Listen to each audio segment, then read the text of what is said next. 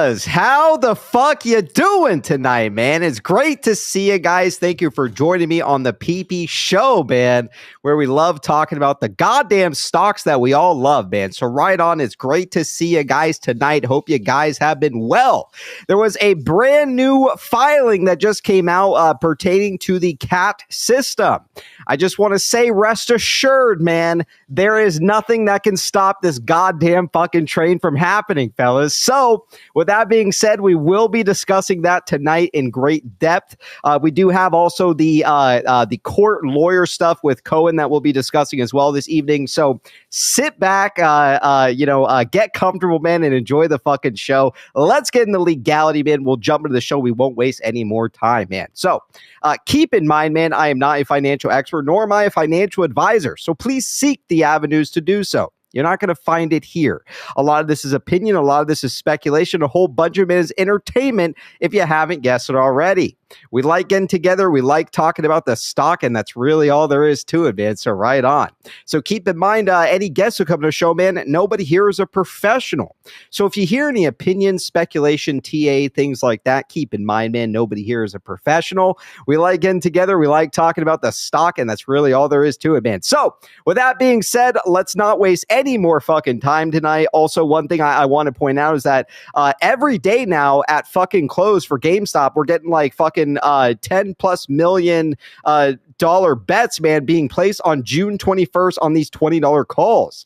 You gotta wonder what the fuck is happening. There is a little bit of tinfoil that we need to discuss tonight pertaining to the Run Lola Run, which actually does have to do with the number 20. So stick around tonight if you want to hear a little bit of that tinfoil too. So let's jump into it, fellas. Let's not waste any more time here at the show. Chat, please give a warm welcome to none other than Michael.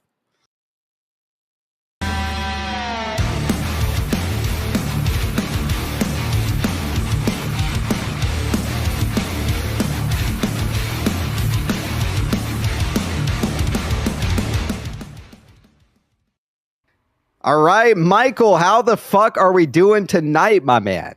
Doing great. Exciting. Everything's exciting.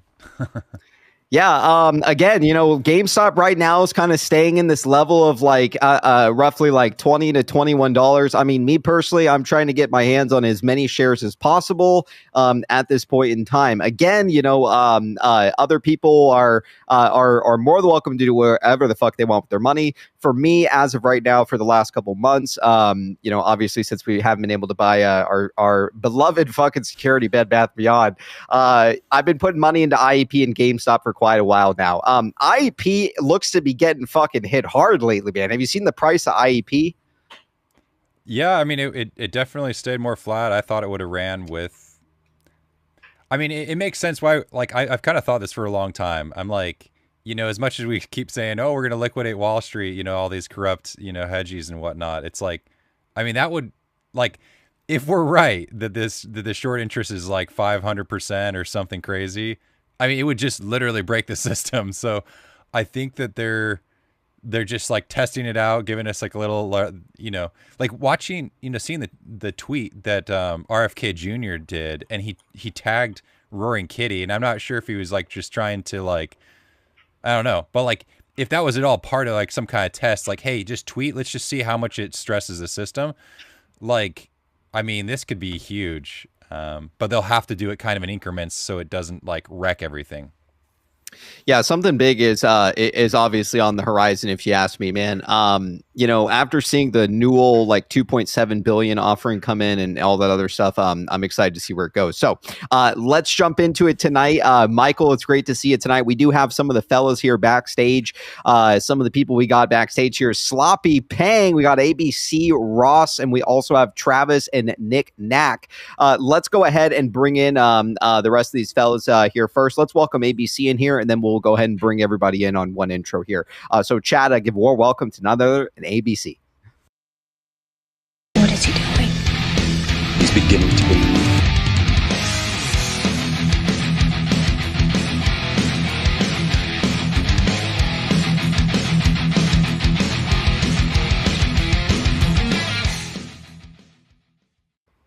All right, ABC, how the fuck are we doing tonight, my man?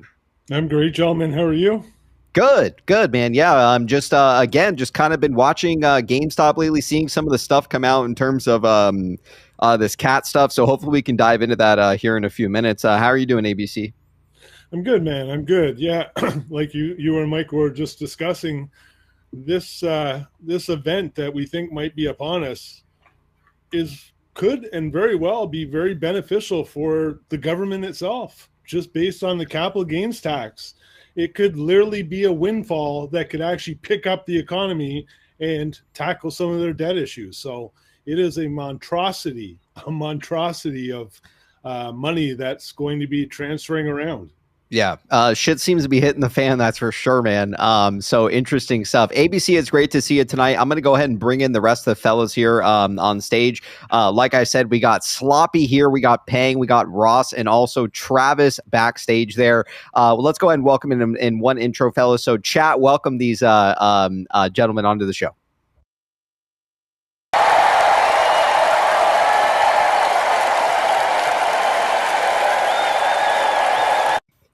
All right, we got Sloppy, Pang, we got Ross, and also Travis. Real quick, can we get a mic test, Ross, real quick?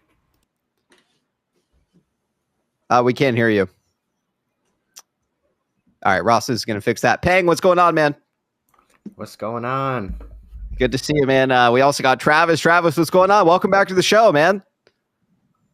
Oh. Yeah, I thought you were muted there. What's going on, man? It's good to see you. It's good to see you. We've missed you here at the show. Hope you've been well. It's good to see you back on the show tonight. We got a lot of stuff to discuss, man. I think the best place tonight, fellas, is maybe starting at the cat stuff, which I'm going to go ahead and get us pulled up right now. Ross, can we get a mic test real quick? Or is he still working at it? Oh, he's still working at it. Okay. All right, I'll go ahead and pull this up right now so we can take a look at it tonight, fellas. Hey, are you guys getting, like, on the state side? Are you guys also getting a capital tax gain, like increase? Because in Canada, we're going up to 66%, I believe, ABC by like June 27th. It's not really 66%. It's more 17% increase, which is huge in itself. But the way it's worded, the total capital gains tax. So, and there's some limitations on your first $250,000 and stuff. So it's a definite 17% tack on. I don't think anything's changed in the U.S., right, Travis? So there's a current proposition to change the long-term capital gains tax to 40%, I believe. Currently, it's at 20%. Proposal, but there's nothing that's been enacted or nothing that's hit any of the congressional committees or floor yet. Got it. Okay. Yeah. Yeah, and there's like certain thresholds, I think, as well. So, all right, let's take a look at this tonight. So there's the biggest talk of the town right now is this cat plan. Now, this is from Hungry Pawns.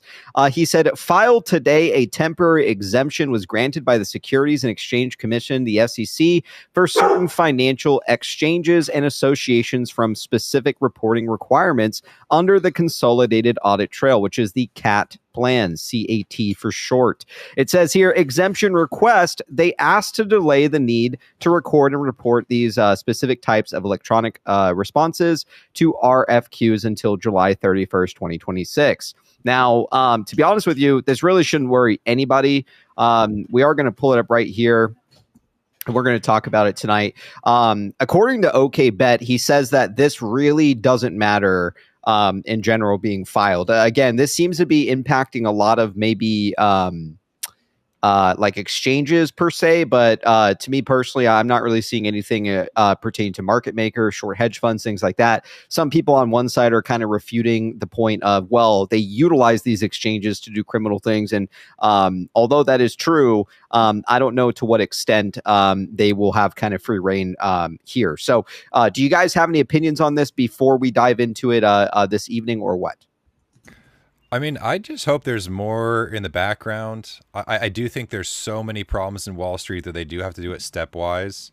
So I hope that they're just like, okay, well, like they were threatening it, and then it's like they're going to go in and kind of RICO pull out some of the bad actors. I don't know, but like the fact that because they did this in 2008, right? They said, I can't remember which rule it was. It was like, SEC rule like 205 or something, which was like reg show. And then they're like, yeah, we're going to put this in. It's going to fix everything. You know, it was like the down tick rule, I think. And then 2 years later, they stalled it, and then they just never implemented it. And it's like, really? Come on. Like, they promised change until people forgot about it, and then just went right back to their corrupt ways. So I'm just scared that that's going to happen again. And along with that, you know, to kind of coincide with what Michael's saying, this is just another tool that's being implemented where they have the SEC has more, what's the word I'm looking for? They have more insight to what's going on in the day-to-day activity through an audit trail, so to speak. It gives them real-time data as to see if shares and things are being settled, rather than, you know, maybe, but you know, we know that the SEC and everybody else has had their budget cuts over the last several years. So even though they have the ability to have that information, do they have the budget and the personnel to have enough people on the task force to do something with that information? And will they? I firmly believe that the SEC is in bed with some people from Wall Street, and Gary Gensler has said it himself that he has to tread lightly because he has to stay friends with the people on Wall Street and friends with people at the DOJ, and you got to tread a fine line. It's like, such bullshit. I mean, that is literal bullshit. Like he definitely picks one side over the other.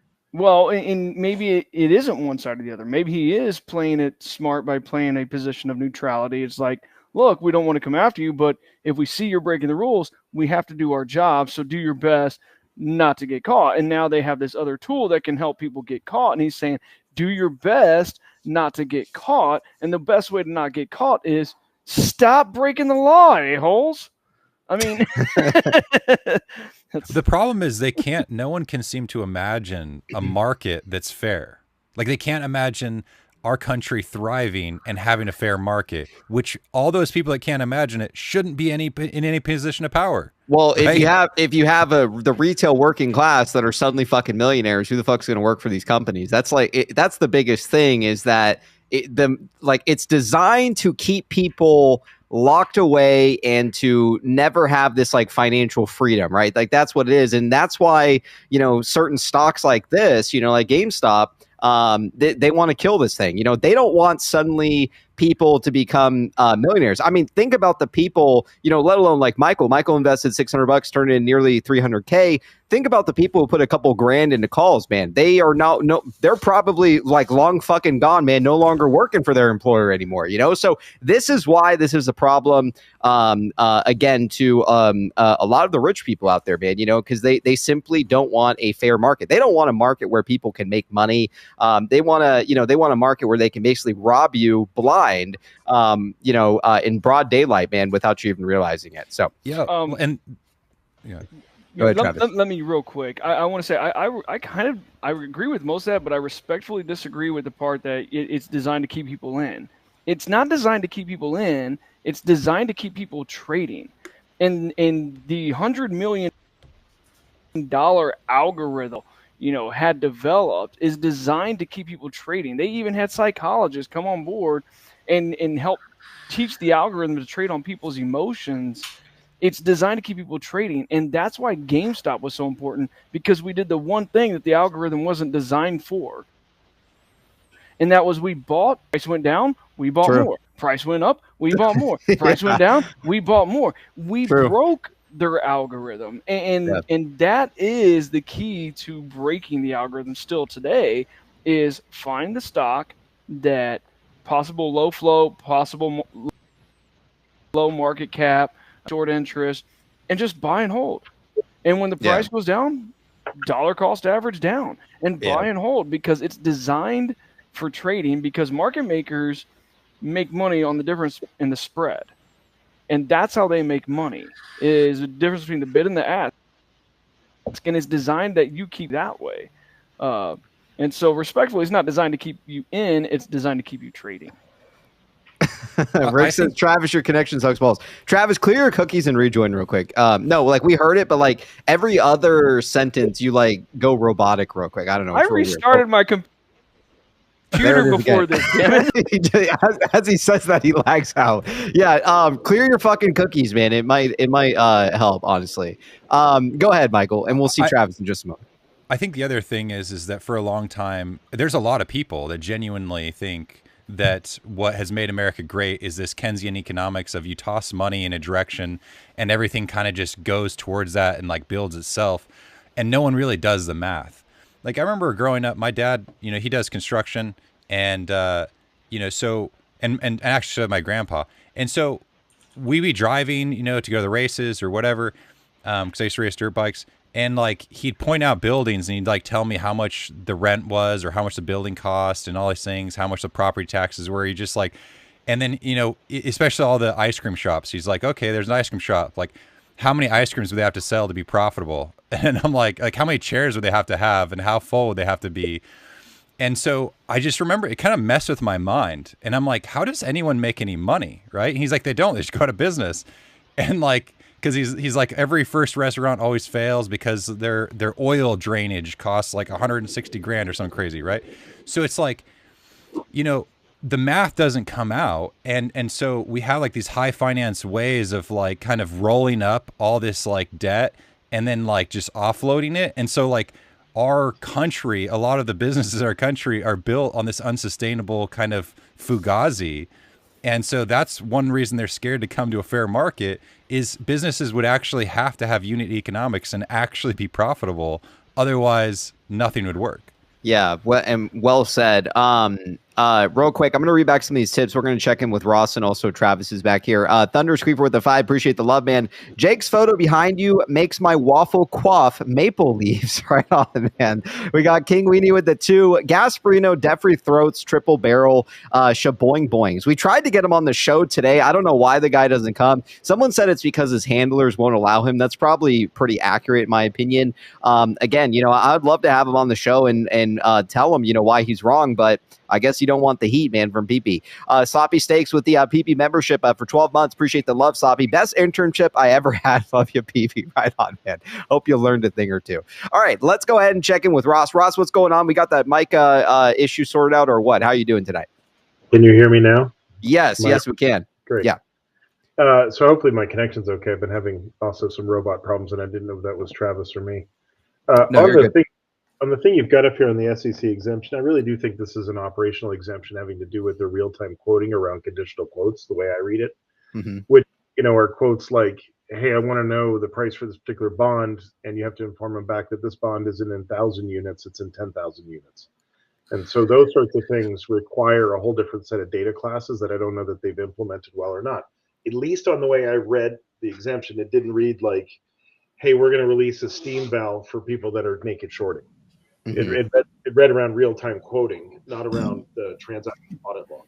So I may be wrong. I look for it like a Malone or somebody who's a tech nomad or somebody who's a market participant to tell me what it means to them. But yeah, that would actually not be a bad idea. Why don't we go through this, and then there are some sections that I do want to pinpoint while we go through it, and then if anybody wants to add anything as we kind of go through it, please feel free to stop me. All right, so this is Securities and Exchange Commission release number 34-100-181. This was issued yesterday, May 20th. It says order granting a temporary conditional exemption pursuant to Section 36A1 of the Securities Act Exchange Act of 1934. In Rule 608E of Regulation NMS under the Exchange Act relating to the reporting of responses to requests for quotes and other solicitation responses provided in a standard electronic format. So let's go ahead and get through it. So it says here, by letter dated February 13, 2024, Box Exchange LLC, CBOE BYX Exchange Inc., CBOE BZX Exchange Inc., CBOE EDGA Exchange Inc., CBOE EDGX Exchange, CBOE C2 Exchange Inc., CBOE Exchange Inc., Financial Industry Regulatory Authority, Investors Exchange LLC, Long-Term Stock Exchange LLC, MEMX LLC, Miami International Securities Exchange LLC, MIAX Emerald LLC, MIAX Pearl LLC, NASDAQ BX Inc., NASDAQ GEMX LLC, NASDAQ ISE LLC, NASDAQ MRX, NASDAQ Felix, in the NASDAQ Stock Market LLC, and the New York Stock Exchange, the NYSE, NYSE Chicago, NYSE National, collective the participants or SROs. You might as well just say the whole fucking goddamn market to make it easier, man. Can you I missed part of that. Can you start at the beginning and reread that for me? Which part, ABC? Joking, brother. All right. Mouthful, man. I know. You might as well just say the whole goddamn fucking market. It says here, collectively the participants or SROs, requesting that the Securities and Exchange Commission grant temporary exemptive relief to the participants from the National Market System Plan governing the Consolidated Audit Trail, which is CAT-NMS plan, pursuant to its authority under Section 36A1 of the Exchange Act and Rule 608E, Regulation NMS.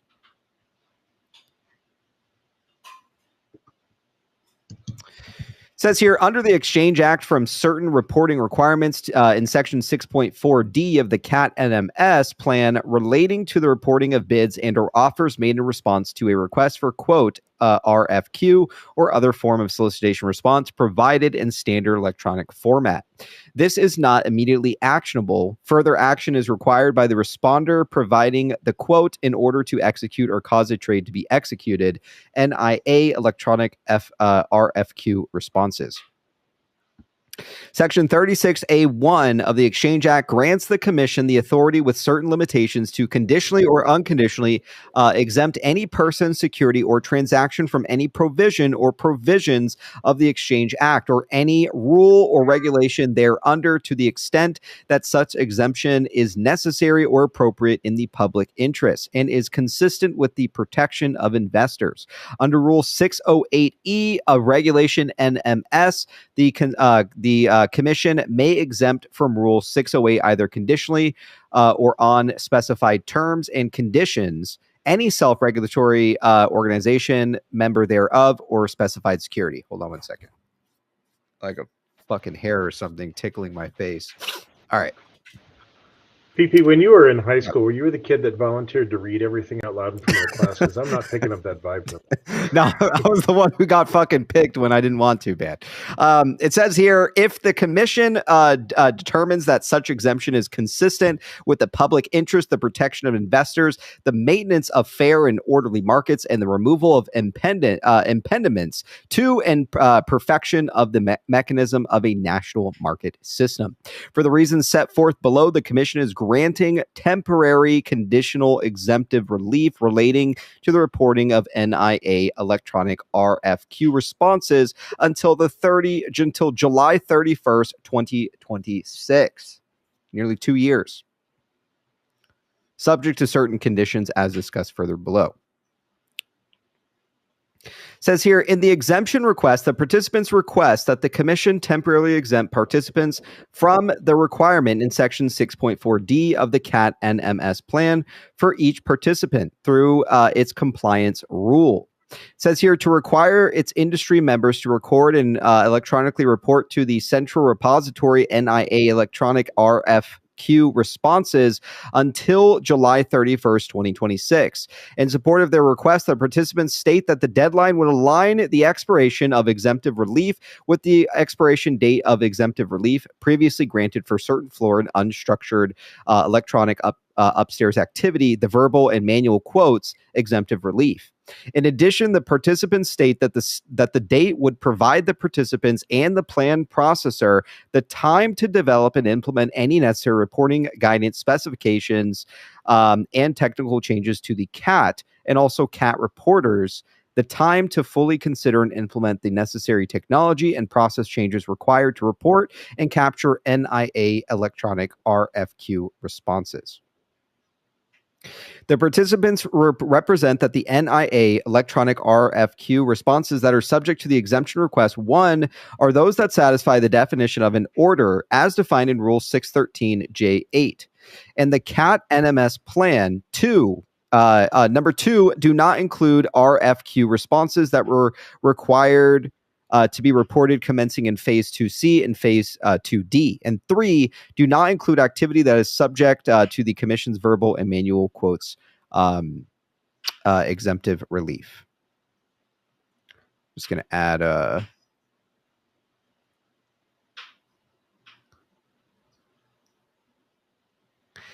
I just added Ann Sarah back in here. Discussion of participants' exemption requests. The Commission has carefully considered the exemption request. The Commission has determined that granting temporarily conditional exemptive relief pursuant to Section 36A1 of the Exchange Act is appropriate in the public interest and is consistent with the protection of investors.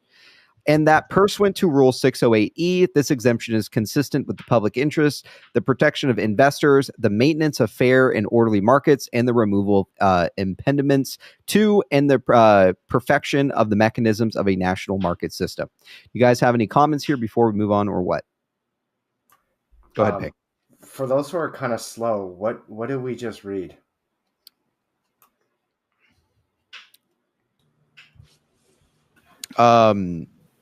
You mean like the top section? It's basically they're basically talk. Okay, well, the first section they talk about who this falls under, who's protected, right? Who gets like an exemption, which is basically the entire market itself. And then the second section is basically talking about like there's certain exemptions under certain rules. I don't know. We have to look up some of these rules here. So I mean, to be honest with you, I'm not really too sure. The main rule is the FDID. That's why we have Ross here.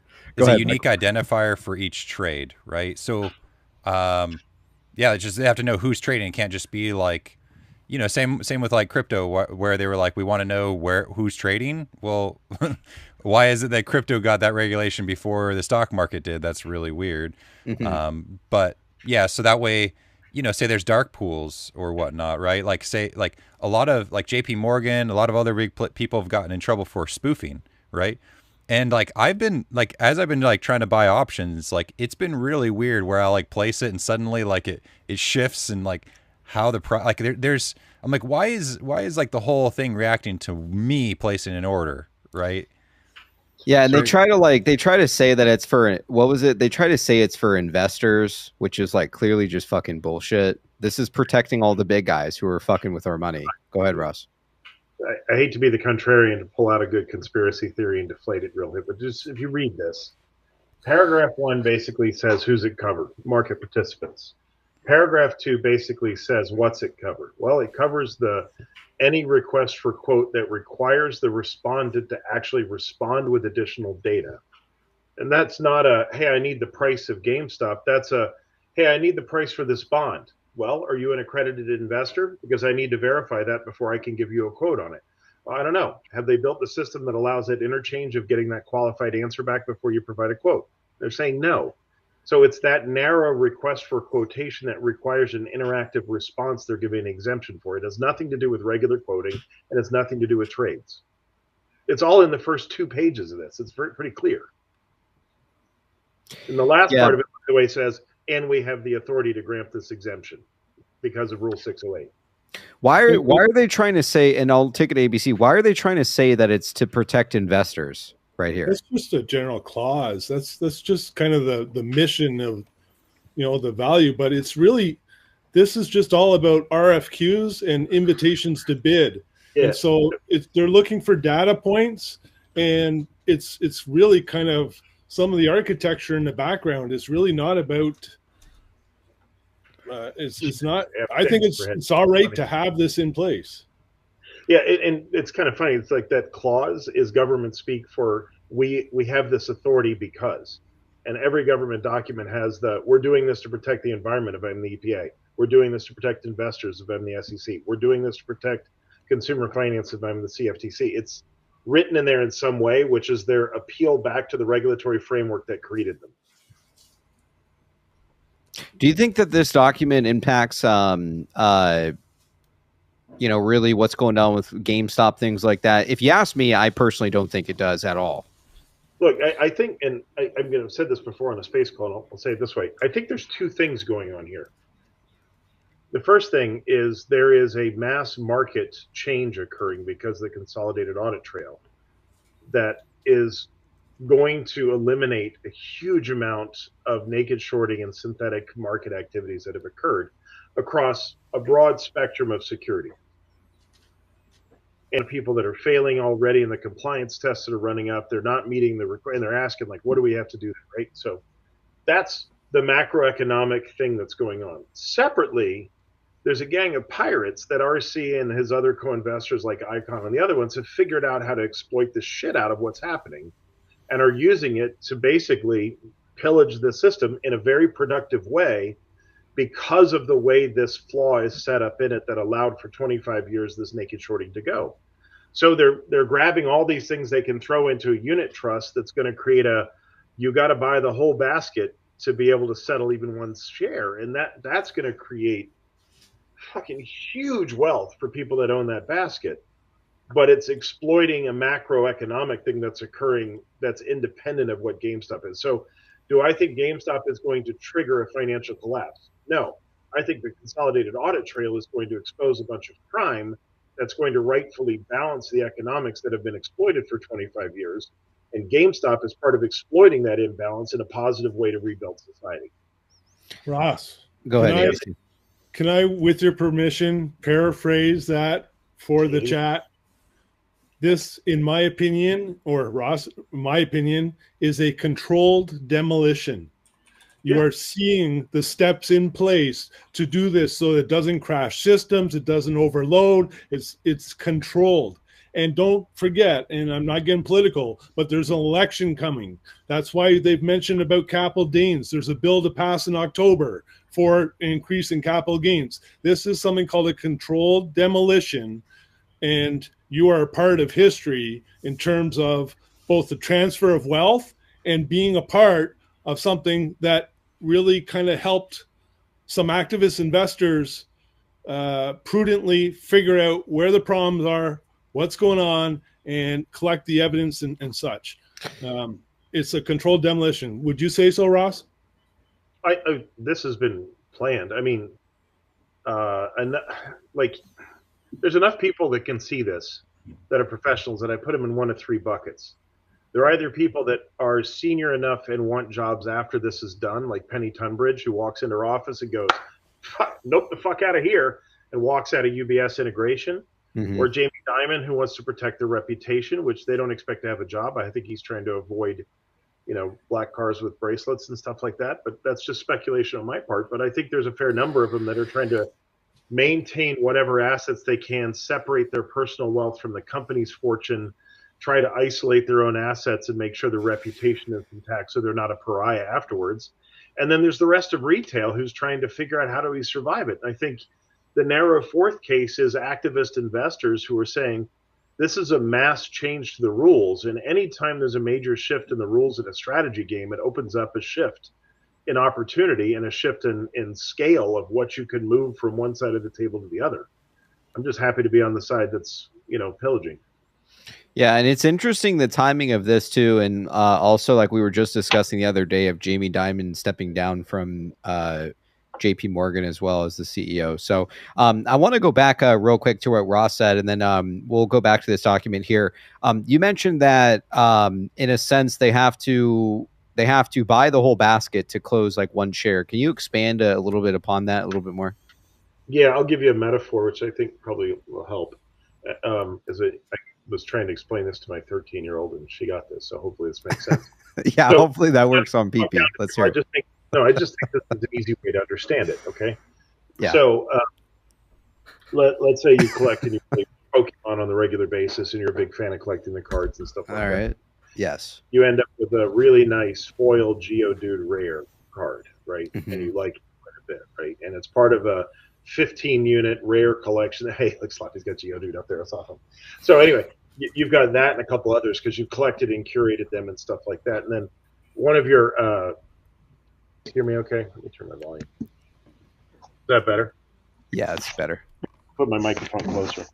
So if you sort of say, okay, you're in the playground, your guys are playing Pokemon, and you have this really rare card, and you loan it to somebody, and they end up getting it destroyed. So it no longer is there. Mm-hmm. And you're like, oh, shit, well, dude, you got to replace that card. Go get me another card. And they're like, and they go to the store, and the store says, "Oh, look, that's one of those rare cards. They're no longer available for sale by themselves because somebody bought all of the cards that existed and they put them in this unit pack that's all 15 foil rares in one package. And you can only buy the 15 pack. You can't buy the individual Geodude anymore." Oh, that's kind of cool. Yeah, but here's the thing. They've sealed it shut, and you can't actually pull the Geodude card out. So it's kind of like until they give you permission to break out this thing, you really can't. So I'm going to go buy it on the hopes that here's what I'm hoping to do, which is if I'm the guy who's lucky enough to buy the Teddy Unit Trust and say I'm short on Bed Bath & Beyond, I'm then going to go out and say, all right, well, I was short 10,000 shares of Bed Bath & Beyond, so I bought 10,000 Teddy units at an incredibly rare price. And to get my money back, I'm going to go out and buy, or in essence, sell people that I'll take ownership of their short position in exchange for cash so that I can close out their short. And I'll rebuild the basket of the unit trust by buying 10,000 short GameStop positions and 10,000 short Toys R Us. And I'll go get people to pay me to take those on to offset what I had to spend at $100,000 a share to buy the Teddy unit for my short position. Got it. Every single short has to go out and buy every other short in order to make that work. And that just requires a level of coordination and a lack of greed that has never been shown in the financial services market. So, like, with that being said, with this document specifically, let's say this is to 2026. What stops them from again delaying this in 2 years from now? For instance, with the audit reporting system. Well, this isn't a change the audit reporting. This is just the exemption. The exemption. No, but this exemption right here is just literally on complex quotes. It has nothing to do with the audit trail. The audit trail still requires to report all the trades. So this does nothing to relieve that. Okay, I got you. Yeah, go ahead. If someone's front running, though, I mean, getting those quotes, isn't that important? I mean, I've been kind of trying to track down the system of the nature of these quotes are quotes that require a response. You can't front run things that are a conversation because it's delayed. You have to respond to it. You know what I mean? It's not like I'm listening to a stream of data coming through at the real-time quotes. These are, hey, what's the price for this? Well, are you willing to buy it in this form or this form? That sort of thing. Like, take a model like a commodity quote. I need to know the future price on nickel. Where is it being delivered, Rotterdam or in New York? You have to respond to that quote to get a price. That's what they mean by a conversational or a quote that requires a response. Those aren't real-time prices. You can't front-run those. Well, if that's all it's fine. I just, I think, I don't know. It's interesting which different, you get the high frequency people, they need really fast, up to date information. And so I found two different entities that seemed really nefarious that's what they did was price quoting. So I wasn't sure why it was so important, but, Yeah, no, the guys who were operating on the fixed loop and the fiber length quoting stuff, those are the real-time traders. That doesn't affect this. By the way, the U.S. has done this fixed line stuff, so everyone has the same distance of fiber, which leads to some traders that are actually really close. And this is why you had that University of Texas stuff with Citadel, where they actually may have bypassed the fiber length limit. But do you guys know, like in Japan and places like that, Nomura is built inside the Tokyo. Their trading platform is built inside the Tokyo Stock Exchange on the physical platform with zero latency. So they see every trade before everyone else. And there's no rule in Japan that prevents that front running, from what I understand. So like the US has actually gotten that one right by cable length. It's now about computer speed unless somebody figures out how to short the cable, which would be illegal. That's a little technical weirdness on the mechanics of the stock. Okay, sounds good. Let's go ahead. Oh yeah, sorry. Pang. Sorry, Ross. Go ahead, Pang. And then I'm gonna keep reading this here. Sorry, I got a text here and was looking down for just one moment, but I did hear you, Ross. Go ahead, Pang. One quick question: what's front running? Is that a serious question or? No, serious. I'm dead serious. I have no idea what that is. Cool. Michael, do you want this? Or you want me to take it? All right, I'll take it. So Robinhood did so great early on, and we got to go back to like 2019, 2020, 2021, is that you could trade for free. Well, if you're not paying for something, if you're not paying for the service, potentially you're the product. And a product of that is Robinhood was taking trades from all these retails and they were getting what's called payment for order flow, and they were submitting their trades to market makers and hedge funds like Citadel. And Citadel was actually paying Robinhood for these trades, and Citadel's computers were then taking those trades and saying, hey, all these people are about to buy this. Let's buy this before them. Then we'll submit their trades, and then we can sell ours, and we can make a profit off the difference of whatever the stock price does. And that's considered front running, is where a market maker or a hedge fund or somebody of that nature makes the trade before they submit the retail or household trade, sell based off the difference of whatever the stock price does based off the submission of those trades. So they're front running the submission of those trades to the lit market if those trades even hit the lit market. So sorry. So essentially, hold Robinhood on. goes to the. Can I correct that? Because that's payment for order flow, which is in itself a problem. But there is a definition of front running that is easier to explain. Front running is, I'll give you an example. So let's say Travis calls me as broker and says, I want to sell 10,000 shares of General Motors. And I look at Michael, and Michael says, I want to buy 10,000 shares of General Motors. Then I, as the market maker, should take Travis's order and swap it with Michael's and say there's a regulated market there. But I know Travis is looking to sell, and that's going to drive the price down. So I go to Michael and say, look, I don't have any sales right now, but I can sell you 10,000 out of your inventory, but you have to do it at the ask, not the bid. So in essence, the price is going to go higher than you wanted. And the price goes up, and I, in essence, take Michael's money, and I say, now I have this money. Now I'll go buy Travis's shares and give them to Michael. But in essence, I front ran his transaction to get a margin on it by knowing something about the trade that he didn't know. I know about the bidder out there, and I know about the ask, and I'm trading on my behalf against that information instead of being a fiduciary and trading Travis's shares to Michael. And so what often happens is the trading desk ends up colliding with the investment bank desk at a bank. And there isn't a clear Chinese, sorry for the analogy, but a Chinese wall between them that basically says you shouldn't know what the trading desk has orders for, and you shouldn't be able to place trades on the investment banking side based on that information. So they made that illegal clearly back in the 30s. That was part of the Glass-Steagall Act and stuff, eliminating front running. What happened with payment for order flow is they found a technical way to do it, but the consolidated audit trail will probably slap that because you'll be able to see the market maker was trading the same security right in front of the quotation. I see. Okay. So that's why there's this kind of this like push to not allow this CAT system to, I don't know who it was. There was some guy, I don't know who the fuck he was, but he was like fighting like in some court over it or something, how it's bullshit or something. So again, I mean, you have to wonder why they want to shut it down. Let me read these tips back real quick, and then I think Michael wants to say something. Nariko with the 5 broke the algo. Well, 3 years later, nothing changed. We got Abe with the 50. Appreciate the love, fellas. Do we think, excuse me, that BNED is connected to GME at all? Asking because BNED spun off GME in 2004, and they also just commenced a $45 million rights offering last week, 2 days before GME did. Worth looking into or no? I don't know, man. Honestly, I mean, maybe it is. I saw, I think it was Mags today who posted about it. Last I saw was at 40 cents. I think it's about to touch $1. So me personally, I'm not invested into it. I'm not playing it, but you never know. I mean, again, what you bring up, Abe, is very interesting. I appreciate the 50 band. Hanky with the 5 PP Show gift of memberships, and also Afterburner with the 1 PP Show gift of membership. Fellas, if you got a gift of membership out there, be sure to give thanks to the chat, man. It's the least you can do.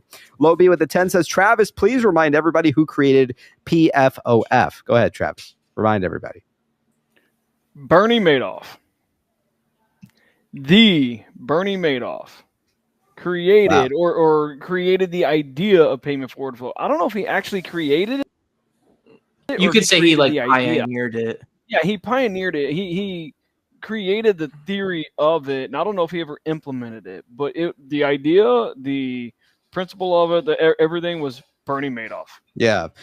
We also got Rick here with the 2. Travis using Windows 95 with 56 dial-up still. We also got Abe with the 5. Paying, I recommended the book Flash Boys if you want to understand more about how they front run orders. All right, right on. Appreciate the love tonight, fellas. Michael, go ahead if you wanted to add something, Ben. We're all ears. Yeah, so there's like level 2 data, which is where you can see the order book, like Mumu like had it for free.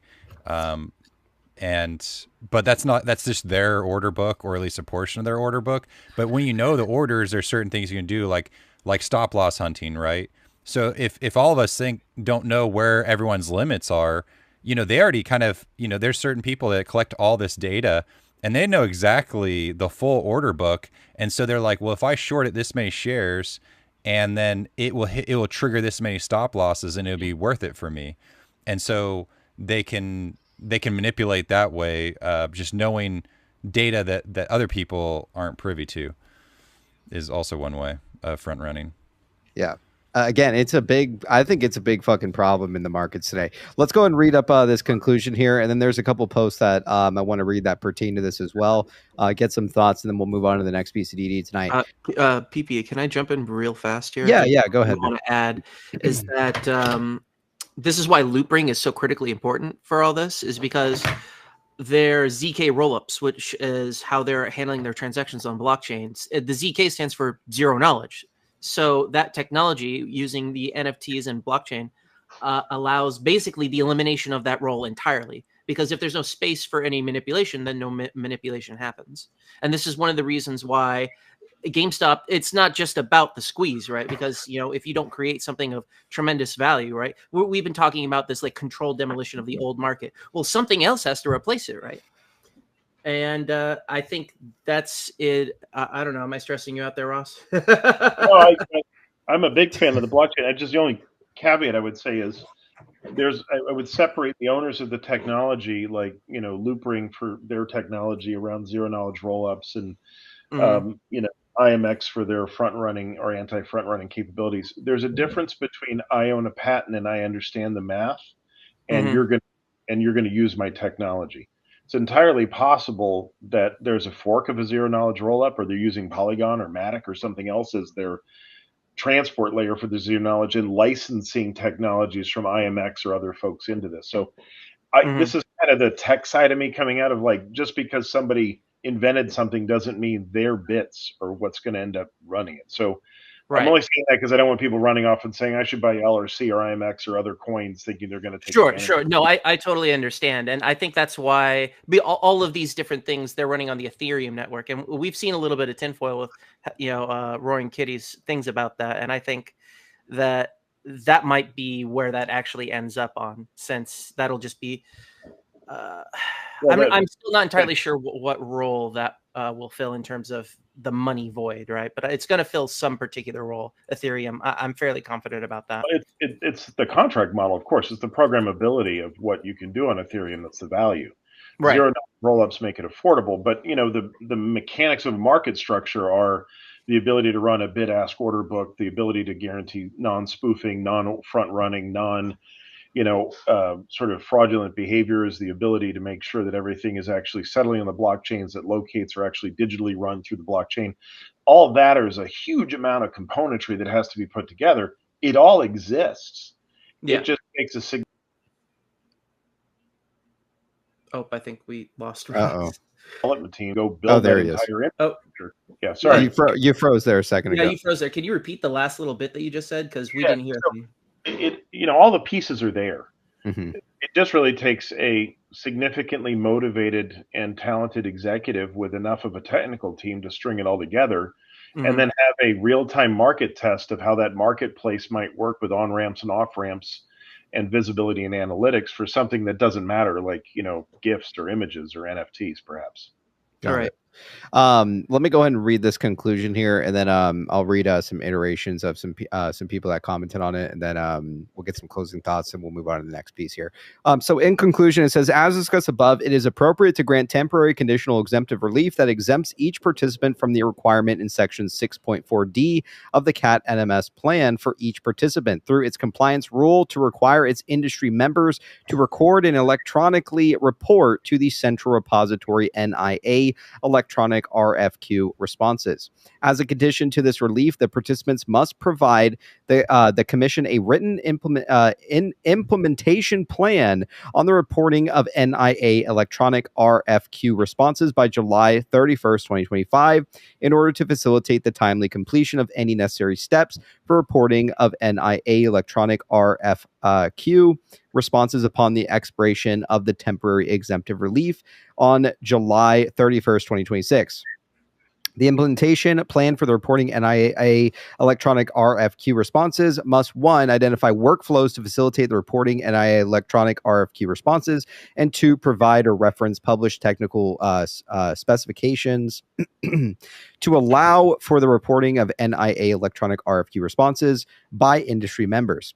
The purpose of these conditions to help ensure that the participants establish a framework necessary to permit the reporting of the electronic RFQ responses by industry members before the expiration of the temporary conditional exemptive. All right, so pretty straightforward. Basically has a lot to do with quotes, stuff like that. Again, I've heard from a few people that it really doesn't impact us at all here. All right, Ross is going to head out. Ross, let's hear some closing thoughts, man, as you head out tonight. Sorry for the bandwidth problems. See you guys. All right, see you, Ross. Take care. All right, you heard it from Ross tonight. What do you fellas think? Anything else you want to add on terms of that? And then I'm going to go ahead and pull up something real quick that's just going on with the chain at GameStop.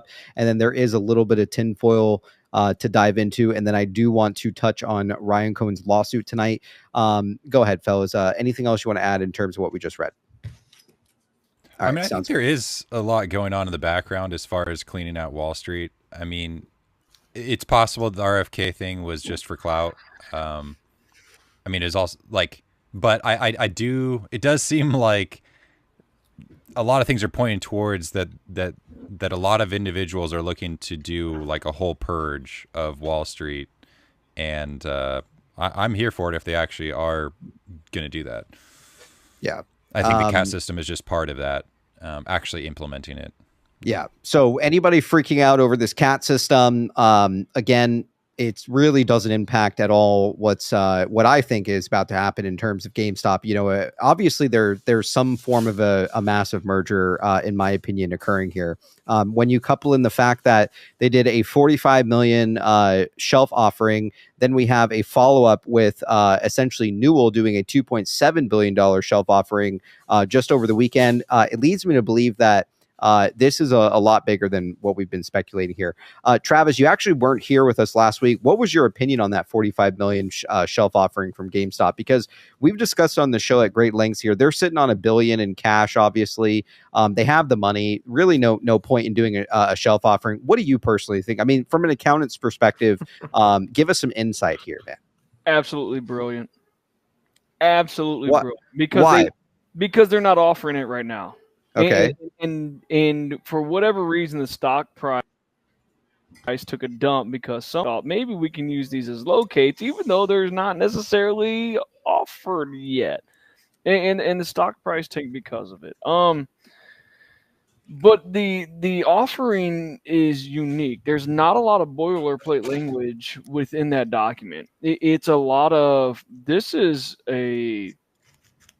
designed to be used in a very unique way where it can be used in a, I don't want to say closed-end fund because that would be wrong, but it can be used in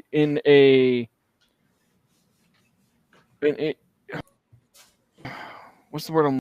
It can be used almost as a closed-end deal where it goes specifically to one party, or it can be used as, oh gosh, there's a variety of ways that they can use this $45 million offering. They can use it to sell to raise capital. If in the stock runs to $80, like we just recently saw, and it's like that during market hours, they could use it to then offload 45 million shares, have the money, and they still have, 100 million authorized to do buybacks if the stock price tanks. They could literally, sell to buy it later at a lower price and still have the shares kind of taken off the shelf and have all this cash to go into their other investments because they have this other investment fund that they're setting up. Not investment fund, but they have this other investment committee that they're setting up where they can kind of brilliant. I mean, they're I could also play devil's advocate here and say, it's harder to play devil's advocate here, but I could play devil's advocate here and say no, they're putting up for 45 million shares to just go and raise some capital because maybe they want to make an investment at a later date, but they have a line of credit that they could utilize. They have $1 billion in cash. Well, not quite $1 billion in cash. Some reason it went down 300 million. We haven't seen the 10Q to understand why, so I have a better understanding. Dude, you're still breaking up pretty bad. People in the chat are saying Travis's internet's fucking atrocious. Travis, update to Windows XP. Travis, stop talking. Did you restart your computer? My CPU's at 52. My memory's at 72. Dude, I have no idea. Maybe it's your mic, man. I don't know, because it's like, is it the microphone? I think it just keeps Maybe. cutting out, like, because I can see you talking, and then when it comes back in, it's like your lip sync doesn't end, right? So I don't think it's the internet. I think it might just be your microphone. Someone said, Travis, stop yapping. We like Travis's opinion here. All right. That's all right. I'm sure it's I'm sure maybe the mic was just a little bit close and it was going in and out. But Travis, again, there is some interesting stuff here that might have added that's going on here. I mean, again, companies sitting on a lot of money, really no need to do a shelf offering. To me, it looks like, it kind of allowed a bunch of short sellers to kind of get in on this and just kind of like short the thing all the way, down from, I think we were at like $30 or around that area. They basically hopped on it. News articles said it was dilution, things like that. That has not officially touched the market yet. So, and again, the biggest thing for me is that when and it's very bizarre, like when you actually Google the TSO for Bed Bath & Beyond, it states that right before we were delisted in May, it states that we have 90 million shares of the TSO. It's just very interesting to me that it's exactly 50% of what our supposed TSO potentially is here. Which kind of lines up with some Knoll stuff. So, but again, I think it needs to be looked into. One thing I want to bring to attention tonight is this was from Bobby Cat. So as we know, as the market, on Monday right before close, we had obvious that rip with GameStop. Same thing with today. Same exact thing happens. Someone out there is buying up a shitload of June 20s. What are your guys' thoughts? There are 10.5 million worth of GameStop June calls bought at the ask in the last 10 minutes today. Here it is for some people to see out there. This date is for June 21st, and someone is putting a lot of money on the 20s, it seems. What are your fellas' thoughts here?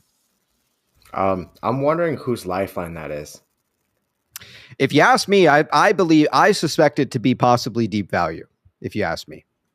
Yeah, I just think if someone's going to short it so hard that I think a while ago, Poti mentioned that when you look at the GME, it's like it's sprung so fucking hard because of how hard they shorted it.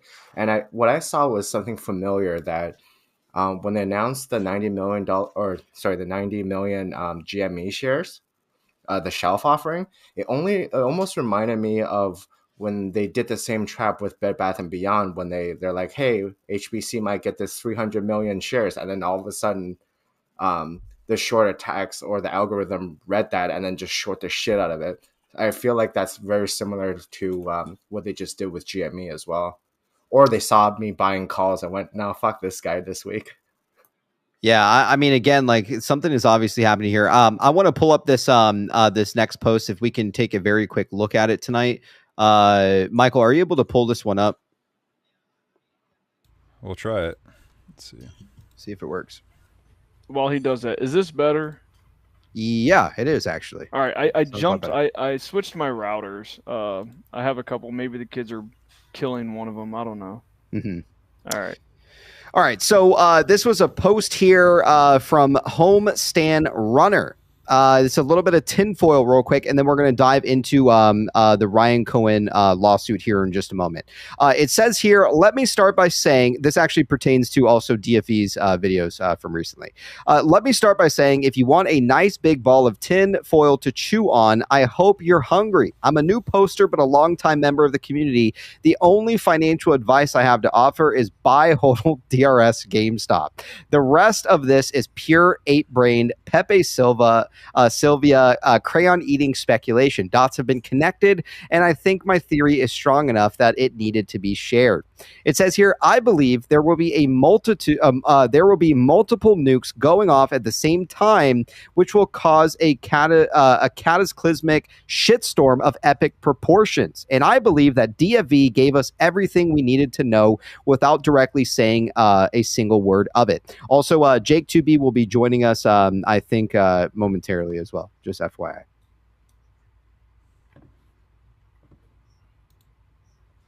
He'll be here soon. It says here, building the case. Before we get straight to the tinfoil, let's go over the evidence.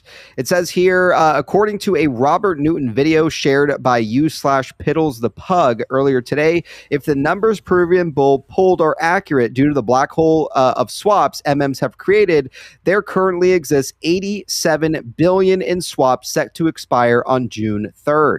How many more kicks can this can take? I'm so glad you asked. The answer, to be frank, is none, and the time to pick the can back up before it explodes is quickly expiring.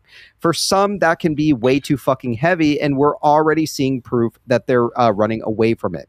Real quick, before we continue on here, what are your fellows' thoughts on this $87 billion swap? Do you think it has to do with the with some of the videos from DFV where he mentions a Kansas City swap or things like, or I'm sorry, Kansas City shuffle? Go ahead, ABC. Yeah, I just want to kind of touch on that controlled demolition compared to a bunch of bombs going off all over the place. I agree that there's going to be a squeeze. I agree there's going to be ups. Look at everybody's resigning, whether it be the federal depository insurance guys stepping down, everything. So we're at that climax where things are going to explode. The derivatives market is over leveraged, way over leveraged.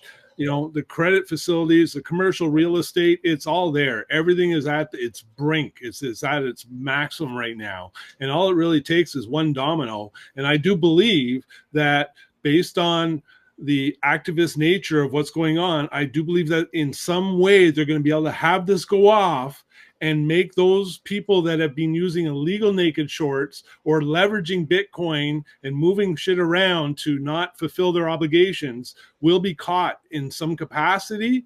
And yet the whole system will still, although it's like falling apart and the dollar's devaluing and there's this financial war between gold, and it's going to be chaotic for sure. But I still think that they're going to also, leverage with capital gains tax and everything. So I think it's going to be quite the fucking ride. And I say buckle up. Yeah, I mean, again, like the biggest thing is obviously, like you pointed out, a lot of these people or certain people placed, kind of throughout, maybe it's the government or maybe it's UBS or wherever it may be. You do see everybody kind of backing away from this. I don't think a lot of people want to be associated with what happens next, right? I mean, look, if GameStop is in fact timing a acquisition and merger right around the time that a lot of these swaps are due, I mean, we're talking about, in my opinion, a serious fucking run that's about to happen. I mean, again, we have DFV come back and essentially post videos for about a week here.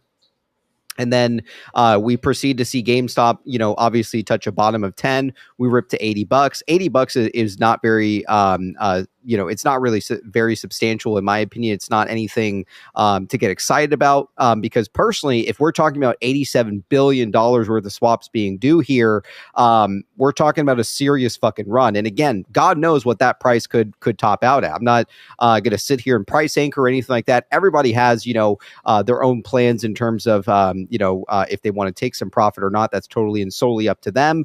But again, you have to question how catastrophic this is about to be to a lot of people, not only fucking with a lot of these swaps, but people who have massive short positions and have opened up short positions since then around this $40 and $80 mark. So let's go ahead and continue on here.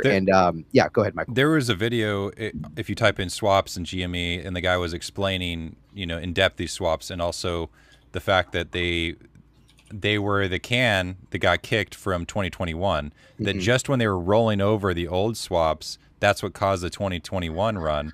And he says, so it's bigger this time. So, I mean, like literally some institution because of this. And he says it's the equivalent of 2 billion shares short. is the swap. So there's only 300 million shares, 350 million now. That's a lot of short interest right there.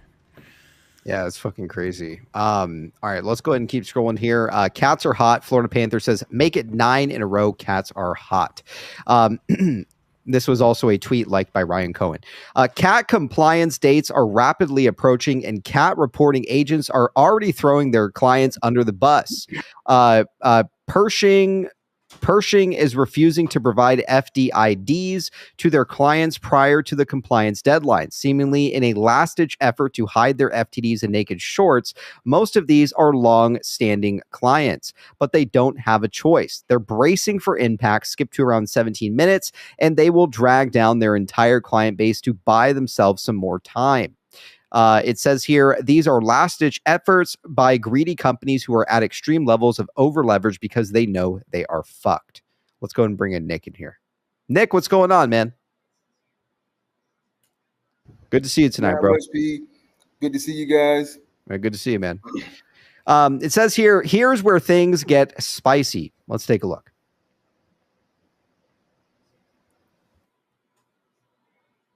Says here, now that I've got all my evidence laid out, let's go back to the tweet that started it all. Prior to this discovery, I had no knowledge about any of the catalysts I've discussed so far in this post. It would be that I was finding answers because I was looking for them, not because they were there to be found. But this tinfoil tastes especially good today. We've got at least a general understanding of the content and message of most of the DFE tweets by now.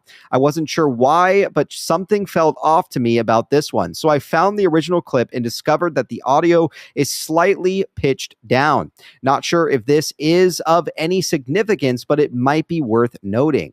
The real magic occurred when I played them side by side. You'll have to excuse my amateur editing skills, as they might not be perfectly in sync, but the difference is still painfully obvious. Let's take a look.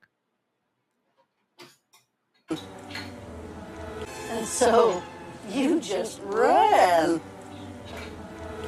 Yeah. Oh, we can't even see the fucking video. All right, keep scrolling.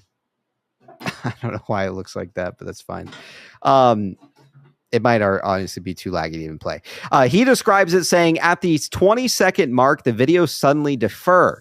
That's because there's about 5 seconds of footage cut from the original clip, which got me thinking less about what DFE was saying in his tweets and more about what he was deliberately leaving out. It wasn't just the 5-second footage. It was a line from the song. And the line from the song says, 65, I was 17, running up 101. Let's do a little reading between the lines. Why was this line cut? At first, I thought it was nothing. Maybe he's removing that line so we don't speculate on numbers, because that can get messy, right?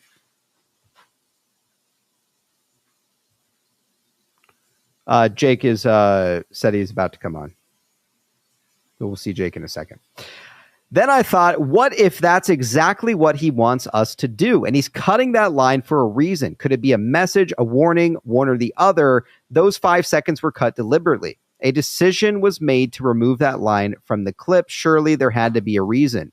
I found the Robert Newton video this morning as I was scrolling through Reddit, eagerly waiting market open. Then I read about the cat compliance date. So then I found out the post about the earnings call, which is scheduled for 6/5. That's when it hit me, 65.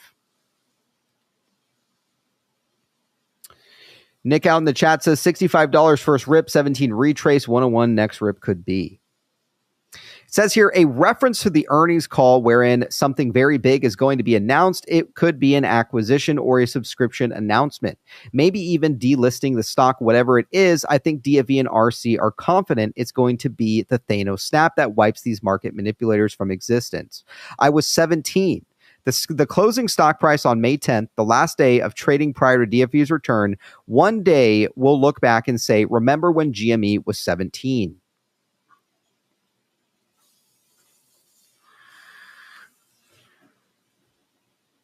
Running up 101. I don't know if 101 has any higher significance as a number. I tried searching various Teddy related terms with 101, but I mostly get articles with names like how to X 101. Perhaps it could be alluding to 100% of the free float being shorted. Maybe it's a high price target that we can expect the shares to hit on the following of the trading day. I'm not sure and would really love some input here if anyone's feeling as crazy as me.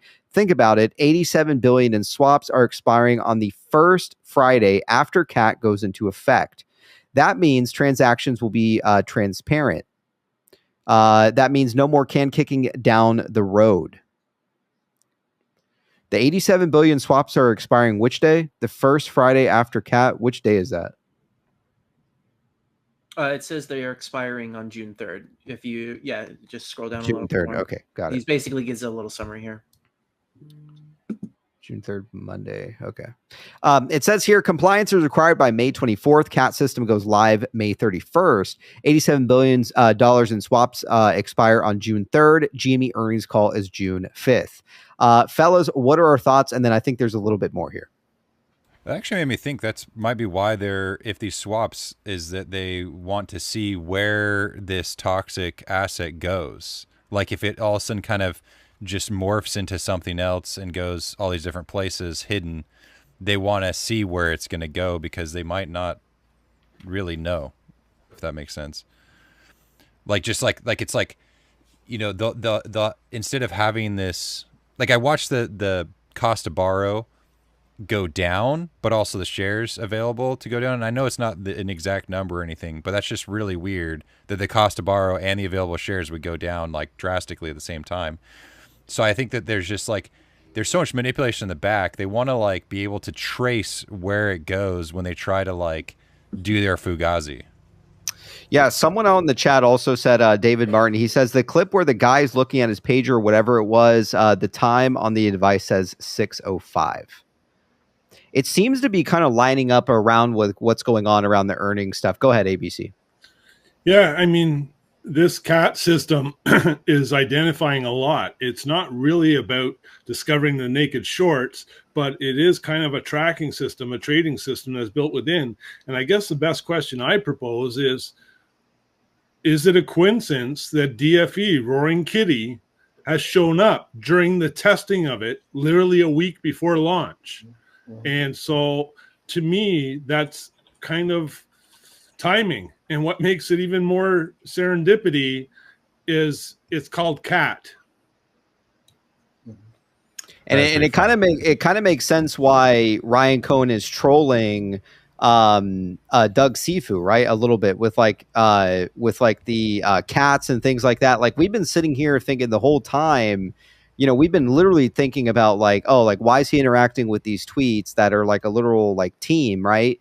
But the fact is, it's a hockey team. The fact is that it all had to do with the CAT system this whole fucking time. Go ahead, Michael. And there's a post in there. Also, the idea of the shorts never close. I mean, if the vast majority of shorting is through these swaps, right? And if, you know, as far as someone getting margin called, like how didn't more people get margin called? If you were short GameStop at like $4, like how could you possibly have enough margin to keep that short open at $500, right? And so I think the CAT system, like in order for, now that they did the haircut to the margin collateral that people can use, like if it has crypto or whatnot, well, now they just need to know who it is that actually has the short position so that they can actually margin call them and say, look, like, cause say they repackage this $87 billion swap into some entity and then just like, you know, fake the books and say, oh yeah, they have plenty of margin. You know, they got like $1 trillion worth of margin. They're fine. And like, they need to be able to see whose books that's going to. And, you know, that way they can, you know, because they know they couldn't close it. Right. So wherever they try to shunt that is going to be something nefarious. Yes. They're wanting to see who's swimming naked. Yeah. I mean, that's the big thing. Yeah, go ahead, Nick, and then we got Jake to be. Jake, is that you? It's an imposter, but yeah, it's me. All right, sit tight, Jake. I got some questions for you tonight. Would love for you to fill us in on some of these things. Sorry, good to see you, man. Good to see you. Nick, go ahead, man. just wanted to throw out there. I saw that earlier too, but I noticed when I was watching the video that DFE actually put in the part where he's crossing the bridge. So I started thinking about different places I saw a bridge, and there's the San Francisco NFT where they're on the Golden Gate Bridge. And it just so happened that earlier today that there's an article on Reddit about Golden Gate Capital and what they did to Red Lobster. And it kind of reads like what a fucked up hedge fund would do. They basically went in, I believe they bought Red Lobster, bought the land, and then started renting the land to them at twice the price. So essentially, I can't really explain it right, but if you look it up, you'll see what I'm talking about. Yeah, they basically like saddled them with that very similar method that they've been doing with all these other companies. And it's kind of fucked up that they're doing it to like restaurants now too. Like these guys are just desperate for any sort of like plan to just scam money out of shit, right? Yeah, I heard about that with selling the land and then releasing it back. It's pretty fucked up. Excellent point there, Nick. Jake 2B, what's going on tonight, man? Hey man, how's everybody doing? Hey Nick, hey Travis, Anastera, Michael, ABC, Woo Pang. Oh my God, PP Sloppy Chat. How's everybody doing? Good man. Yeah, so we're just getting here tonight, just talking a little bit about this CAT system, and just wanted to maybe get your opinion here. I don't know if we've seen you on the show since the 45 million shelf offering was offered from GameStop. Then we saw a 2.7 billion one from Newell after the weekend. Where do you think we kind of sit with this recently? Obviously, we touched a $80 with GameStop last week. We're back down to $20. Where do you think we're at right now? And in terms of still the thesis of some form of a merger and acquisition happening while these things are happening behind the scenes? Oh yeah, absolutely. I mean, you and I had spoken about the. I'll start with the Newell piece because I have less to say about that one, so it'll go a little bit quicker. Sure. It's crazy to me that they are offering 80% of their market cap as like a capital raise. Like that is. You know what? That's just nuts. Like it's just wild, So obviously they're backed by outside money, or they have an investor, or otherwise they have some sort of a plan to, I think, be a part of, whether they integrate Newell into another business or whether they're going to do some sort of a, I don't know what they're going to do, but it's a huge offering relative to what the business is worth, right? So it really is indicative to me that that they have big expansions planned. You told me that that Carl had divested fully on Friday, I believe. Correct me if I'm wrong. Yeah, so he fully that was for Q1, but it wasn't reported until Friday. But yes, that's correct. They're completely out of Newell. Yeah. So that's a huge move too, right? Like if you go back to 2023 and it started with Brett, right? Left the board, sold half his shares, sold shares at a 50% loss. Then we saw the gentleman leave Dragonfly, right? Almost as if this was like an FTC requirement, So it's just nuts. It's crazy. So I don't know too much about Newell. I don't know what those guys are doing, but it is wild to see how much money that they're raising. It's going to be big. And the other thing too is that with a 2.7, like you said, almost 80% their market cap, and their stock didn't even really move at all today. Yeah, like you would think that the stock would fucking dump because people would assume that it's like a 2.7 billion dilution. Yeah, or they're going to saddle the company with debt like up to their eyeballs. Yeah, right? the stock didn't move at all. They're doing a wait and see, which I think is a huge indicator that it's obvious to everybody that's kind of sitting around and waiting to see what they're going to do with it. That one's a big one. But with GME, I mean, I'm not really worried at all. Like I totally think that the investment policy is still on the table, and I'll tell you why. Because if it's not, the only other plausible outcome is that RC gave financial guidance that doesn't really look great ahead of Q1. And he's basically spoon feeding shorts, right? To try to pile in ahead of earnings and really nuke the company. So that really doesn't sit well with me. I don't really think he's ever done anything like that. So why would he do something like that now? I think it's much more likely that the financial disclosure was a prerequisite by a regulator or some sort of entity that was overseeing what they presented that they wanted to do through the investment policy. And they had to have some sort of a disclosure ahead of doing it, right? So that there's a basis when the announcement is brought forward that investors have all the information, right, of where the money went, what the situation was beforehand, right? So they're not obscuring anything in their books through this acquisition. So I think more than anything, it is a huge confirmation that they are doing it. Combine that with the fact that they filed the S3, I really just don't see RC and the board, this would, like the old adage, telegraphing their strategy. And so unless you think that that's what's happening, I think it's a much more likely conclusion to speculate and say that, you know, this is ahead of what they're planning on unveiling. And then the 45 million shares, that's a huge number, right? So that's also very specific. Either, you know, if you go by the market price right now, that's another $1 billion, right? So worst case, they dilute by 45 million shares. Wow, you know, big deal. Who cares? Big whoop. They just doubled their cash position, right? So now not only do they have no debt, but now instead of $1 billion in cash, they have $2 billion in cash. But there's a lot of intricacies that you know, a lot of people did a lot of really good work in picking apart the filing, that they can do a private placement. They can offer the shares in an off-market transaction with a private buyer. They can negotiate their own price. You know, so they can, you know, whether it's a strategic, you know, we will pay for an acquisition through GME shares, or we will allow someone to enter into a partnership with us by giving them shares to close their short. You know, these are all things that are speculated over the weekend by folks that all have some merit. You know, none of these are my ideas. I read them and I thought that they were really, really cool. So it's worth sharing. And again, like 45 million shares, it's an odd number, right? Like, it's not something you just kind of come up with out of nowhere. And like I said, if the idea is that, you know, these will just be sold into the open market, then cool. Then, like I said, it's $1 billion for the company. But if you actually read the sale agreement, I had made a post about it on the weekend, I think. They have crypto language. I don't know if you noticed, right? So they have provisions for digital assets. They say that their digital asset, however they would like to utilize digital assets with this sale offering, is in full compliance with the Patriot Act, with whatever, with all these regulations. And then they say that they're going to, you know, whether if we choose to use crypto, whether it's buying, selling, transferring, or otherwise minting, yada, yada, yada, you know, why do they have crypto language in the offering?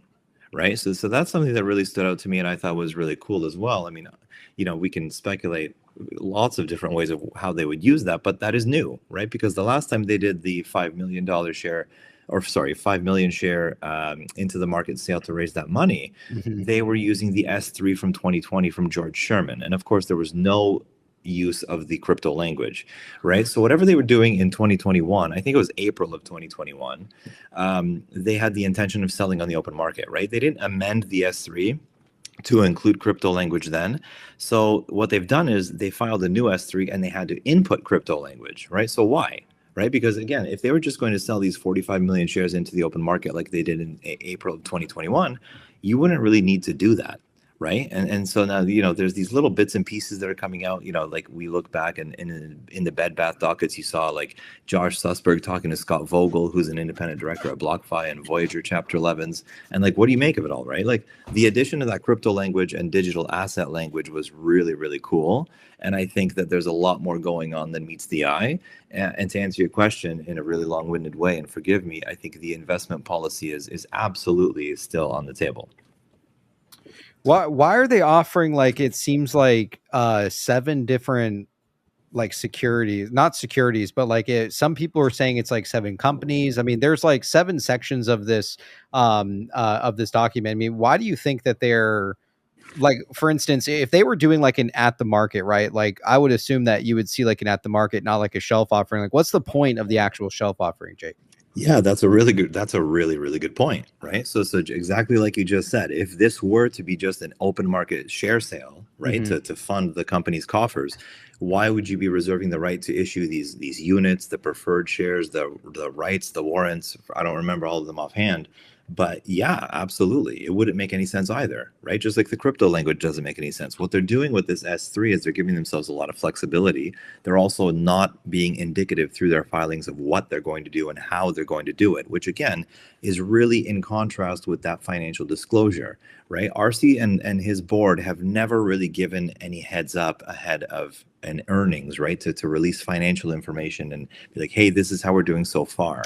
Yeah. So for them to do it now, I think is really, really, really much more likely to say that it's either related to these offerings because it was a requirement to give disclosure ahead of whatever you're doing with these shares or these units, or it's related to the investment policy. And you also have to give financial disclosure so that, you know, investors have all the information to trade on whenever they do what they do with the investment policy. I think it's a really, really good point that you brought up, that there'd be no need for these additional methods through which they could do anything listed in the filing or in the shelf registration if it was just going to be an open market offering. For sure. That's a really, really good point. Got it. What did you want to bring up possibly, Joe? Because I have a couple other questions, but I don't want to take away from maybe what you wanted to potentially. No, fire away, man. I just wanted to come hang out. Like I've just been doing a little bit of memes until MOAS, little victory lap. So I've just been taking a break. I wrote up a little bit. I'm doing a little bit of reading right now, so I'm not going to be posting too much. I'm trying to learn up on T0. There's a lot of really cool things happening with T0. A lot of it is, of course, behind the scenes. I had made one post about this as well, is that they had done the link between the New York Stock Exchange and T0. I think is much deeper than anyone. I mean, maybe save for Citizen, because he was doing a lot of work on this, that they have explored. And I think the biggest indicator was there were two. One, Overstock had to amend their annual 10K filing like 7 months after they filed it, because T0 became what's called a significant subsidiary. That means that it is a less than 50% owned entity, but requires its own financial audit. So I think that was indicative of the fact that they sold it, or they licensed it, or it was creating money to the point where it was like, okay, we are operational and we're ready to go. And then in hand in hand with that, if you actually read the offering that, they say in the news media that ICE, which is the parent company of the NYSE, had made this like strategic investment that they're not disclosing, right? But you don't really realize until you read that audited financial thing that part of that deal was that T0 was going to have to sell a subsidiary that had licenses for routing and clearing orders. Right. So like if you're ICE, why would you get rid of the subsidiary that is the actual mechanism that uses all of T0's patents and regulatory approvals? Right. So that you have to really put your thinking cap on. And I think the logical explanation is that the NYSE has their own. They don't need it. So the only logical conclusion, if you can make that leap, is that they plan on integrating T0 into the NYSE. Right. And I think so I went on this deep dive looking at the patents and the trademarks. And everything that T0 has been doing over the years and years and years. And there are some patents that they filed in 2019 that only got approved last month. And so they are looking like if you read the actual patent application, it looks like the reason that T0 shut down their own exchange is because they pivoted to realize that their system is better as a back end for a larger capital market entity. So NYSE would be perfect. So would that also kind of line up with why we suspect that Loopring has a NDA with T0 to some extent? Because when we had Byron on the show, he could not answer that question. I remember that. That was a really big moment where you kind of got him frozen, right? Yeah. How would you interpret that if what you just said pertained to T0? Where would Loopring tie into the ecosystem here? Just out of curiosity. I don't know. Okay. I haven't gotten that far yet. And admittedly, I am not a crypto mechanics expert or anywhere near there. So I don't know yet, but that's a great question. And thank you for asking it, because I'll come back to it when I do enough reading to be able to answer you. Cool. As far as I know, as it is right now, T0, Loopring, I would say, and this is a super layman interpretation that may be completely wrong, but Loopring as a technology, and I would describe T0 as a mechanic of facilitating tokenized blockchain stocks that you don't know are tokenized, right? Because the way that T0, I think when they pivoted away from being their own exchange, is they basically made it that the NYSE can just plug T0 into their system and it all happens on the back end. And so the customer facing side can look exactly like how it does today. You can trade tokenized and non-tokenized securities side by side through one system. And T0 is just an upgrade for the NYSE that allows this to happen on the back end. And no one really has to worry about wallets, keys, onboarding, yada, yada, yada. It just happens, as the phrase goes, automagically in the back, right? So that's kind of where I'm reading. And so I don't really have much to actually contribute. Okay, yeah, that's fine. But it's super cool to read about. But if you have any questions, ask away. Or if any of the other guys want to talk, I don't want to take over. ABC, and then I have some questions about the Lazard stuff that Jake wrote up yesterday, just out of curiosity. Go ahead, ABC. Yeah, Jake, I think you're exactly right in terms of T0 and his capacity to operate in the bigger picture. And the funny thing is, we're seeing all these companies that we're very familiar with and do a lot of due diligence on moving to the New York Stock Exchange. And we also know that Overstock, who primarily had T0 under their umbrella until the proxy came in from JAT. It's now been kind of moved out, and I believe it's almost like a circle, arm's length type of thing, where you want to separate that conflict of interest. And it's fascinating to watch because I think you nailed it by saying that the average retail investor out there, there's no learning curve to go through because the technology already exists. And now what they just, as you mentioned, just a month ago, received the patent for is for actually fractionalized shares or units. And we also know a bunch of companies that have moved to that model too, in terms of units. And so by setting up that correlation, that T0 now has the patent and the technology to do fractionalization in terms of unit shares. We also see what IEP is doing, GME is doing, a lot of other companies in terms of units. That would really work well in type of a holding company, especially if it was driven by kind of like that SPAC concept where shelf offerings are going on, say $45 million here, $45 million there, and they're investing into a holding company. Your thoughts?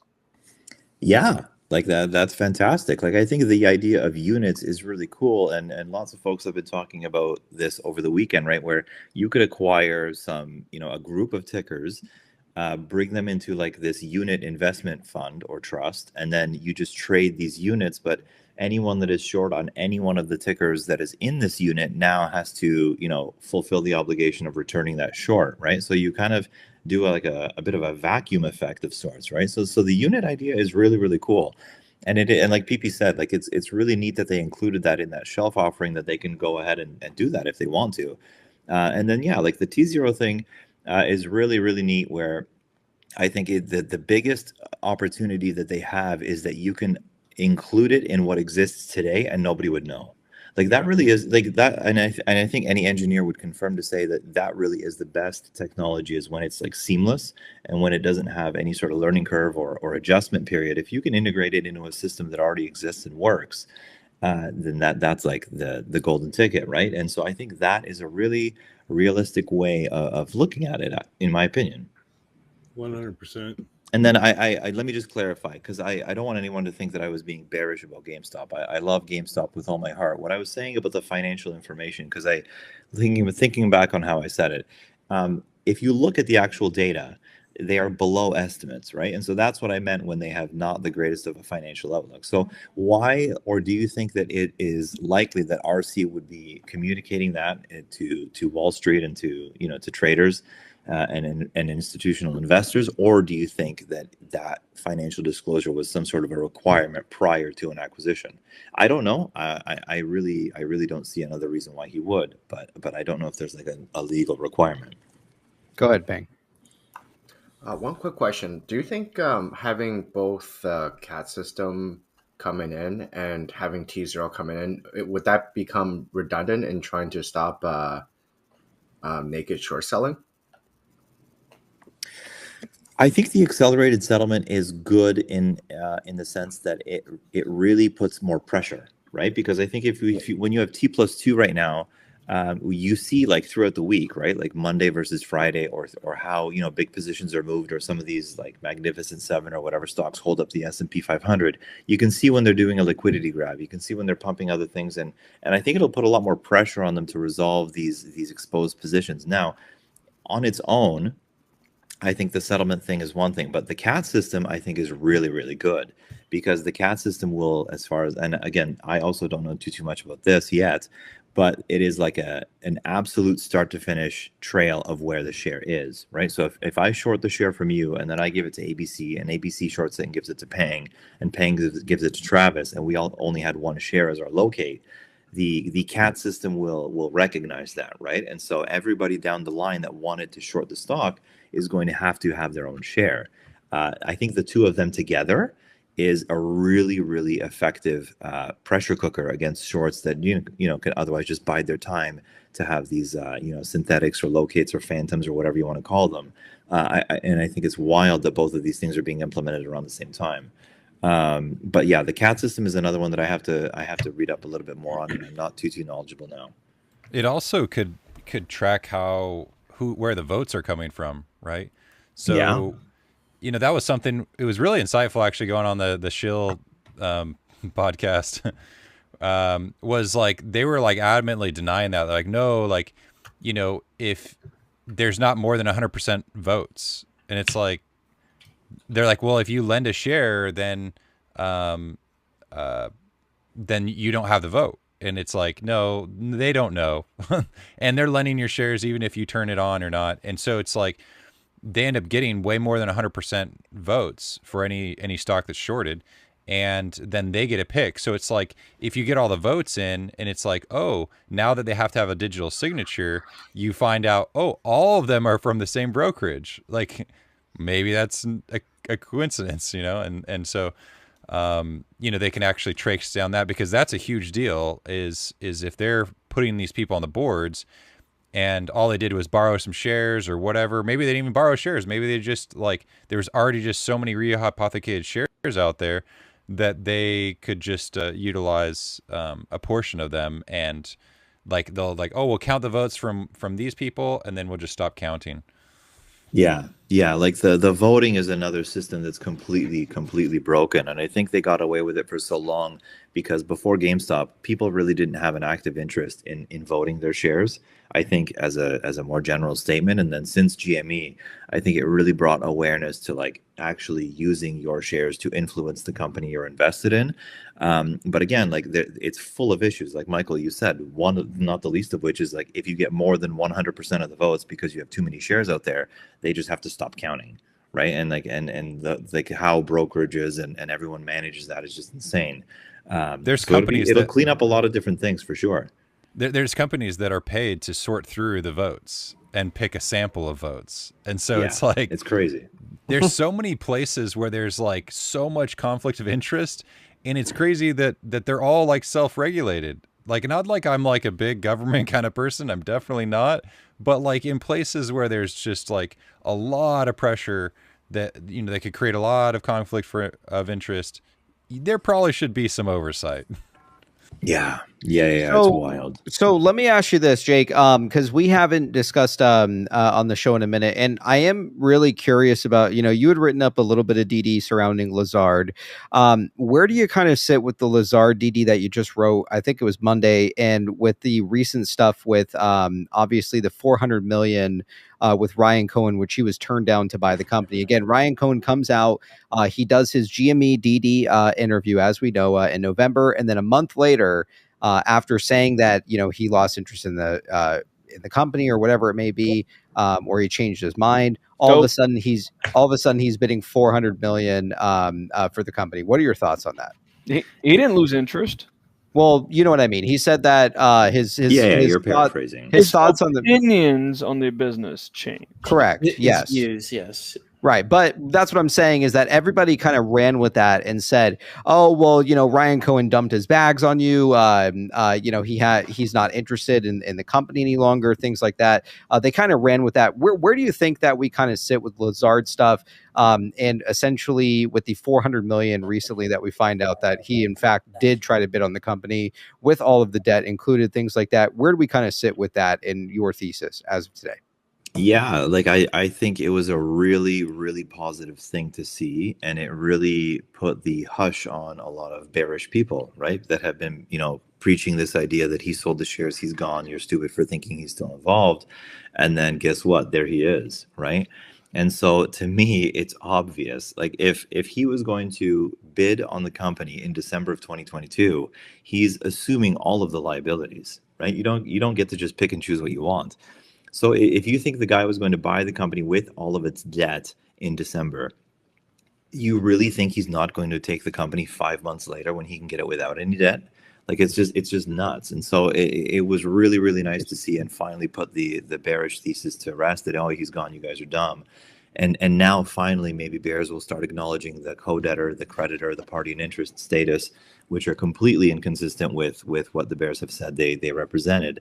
I mean, a co-debtor, again, if a debtor fails to fulfill a debt obligation, a co-debtor assumes it, right? So if he had sold his shares in August of 2023, why on May 30th, 2022, why on May 30th, 2023 is he listed as a co-debtor, right? It's just clear as day. And it's nuts that anyone still has the idea that he didn't try to take the company without the debt when 5 months earlier he was willing to take it with the debt. Now, going to Lazard, it was a really, really cool little data point to see that I really think that Lazard earned a fee for his offer. And we see that happen again a month later on exactly the same date that the LBO was recorded on PitchBook, right? Both fail. And yet Lazard on both occasions collects money. Very similar amount, right? So a couple of cool inferences you can make. One, Ben Rosenzweig left because they knew that once the offer got turned down, there was only one way to do it, and that was through Chapter 11. And, Ben had been on the board for 3/4 of a year, and he's like, my job's done, because the plan was laid out, right? From that moment, they knew. He submitted the $400 million bid. Now, it also does speak very poorly of the board, because in December, Lazard is already advising them of a strategic Chapter 11, and they received an offer of $400 million and didn't jump on it. And then 5 months later, they're in Chapter 11, right? So that is a really bad decision-making process on the board. But whatever, who cares? We are where we are, and I mean, he got what he wanted anyway, and even in an even better situation. Lazard collects money, right? January 13th, again, Lazard collects a very similar amount of money, and we know the LBO happens. So I assumed and I speculated that the December payment that we didn't really know what it was related to RC's $400 million offer. So now that puts a couple things into perspective, right? Because Lazard had approached the court saying, hey, we want to collect a $15 million restructuring fee. And Judge Papalia adjusted it down and said, no, you're not going to get 15, but I'll give you 12. And I wonder if you can make a leap of, like a little speculative leap to say the majority of the work was done ahead of Chapter 11, right? Like once that December offer got turned down, and you saw what happened throughout January with the LBO, and you saw what happened in February with the equity offering from Hudson Bay, it was pretty much, I would speculate, there was only one way it was going to happen, right? And they avoided Chapter 7 in March 7th, and they avoided Chapter 7 in the beginning of April, and they managed to make it until when they were ready for Chapter 11. And Sixth Street put up a lot of money so that they could do that, right? Like the one thing that a lot of people forget or isn't really mentioned is that the week before Chapter 11, so like they file on a Sunday the 23rd, like on the 20th or the 21st or the 19th, Sixth Street gave like $54 million just so the company would have the proceeds to be able to hire Kirkland for this, essentially, right? And be able to get going on the Chapter 11 process. Otherwise, they wouldn't have had money to file. So, like a lot of things really fall into place with those data points from Lazard. The more important thing, I think, is that it is a clear as day indicator that RC was not losing interest in the company just because he sold his shares. And the one thing that I had speculated was that, with New York corporation law, I really think he did not have a majority vote from the board to take baby. And in not having so, you are really limited in how you can do a change in control or an acquisition. And that seeing that he made the offer for $400 million in December just nukes the bare thesis that he lost interest after he sold his shares.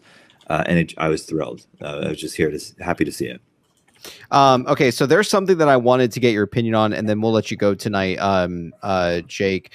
Real quick, I'm going to minimize Michael's thing. This was actually written by Kinky Sex. You guys should be able to see this.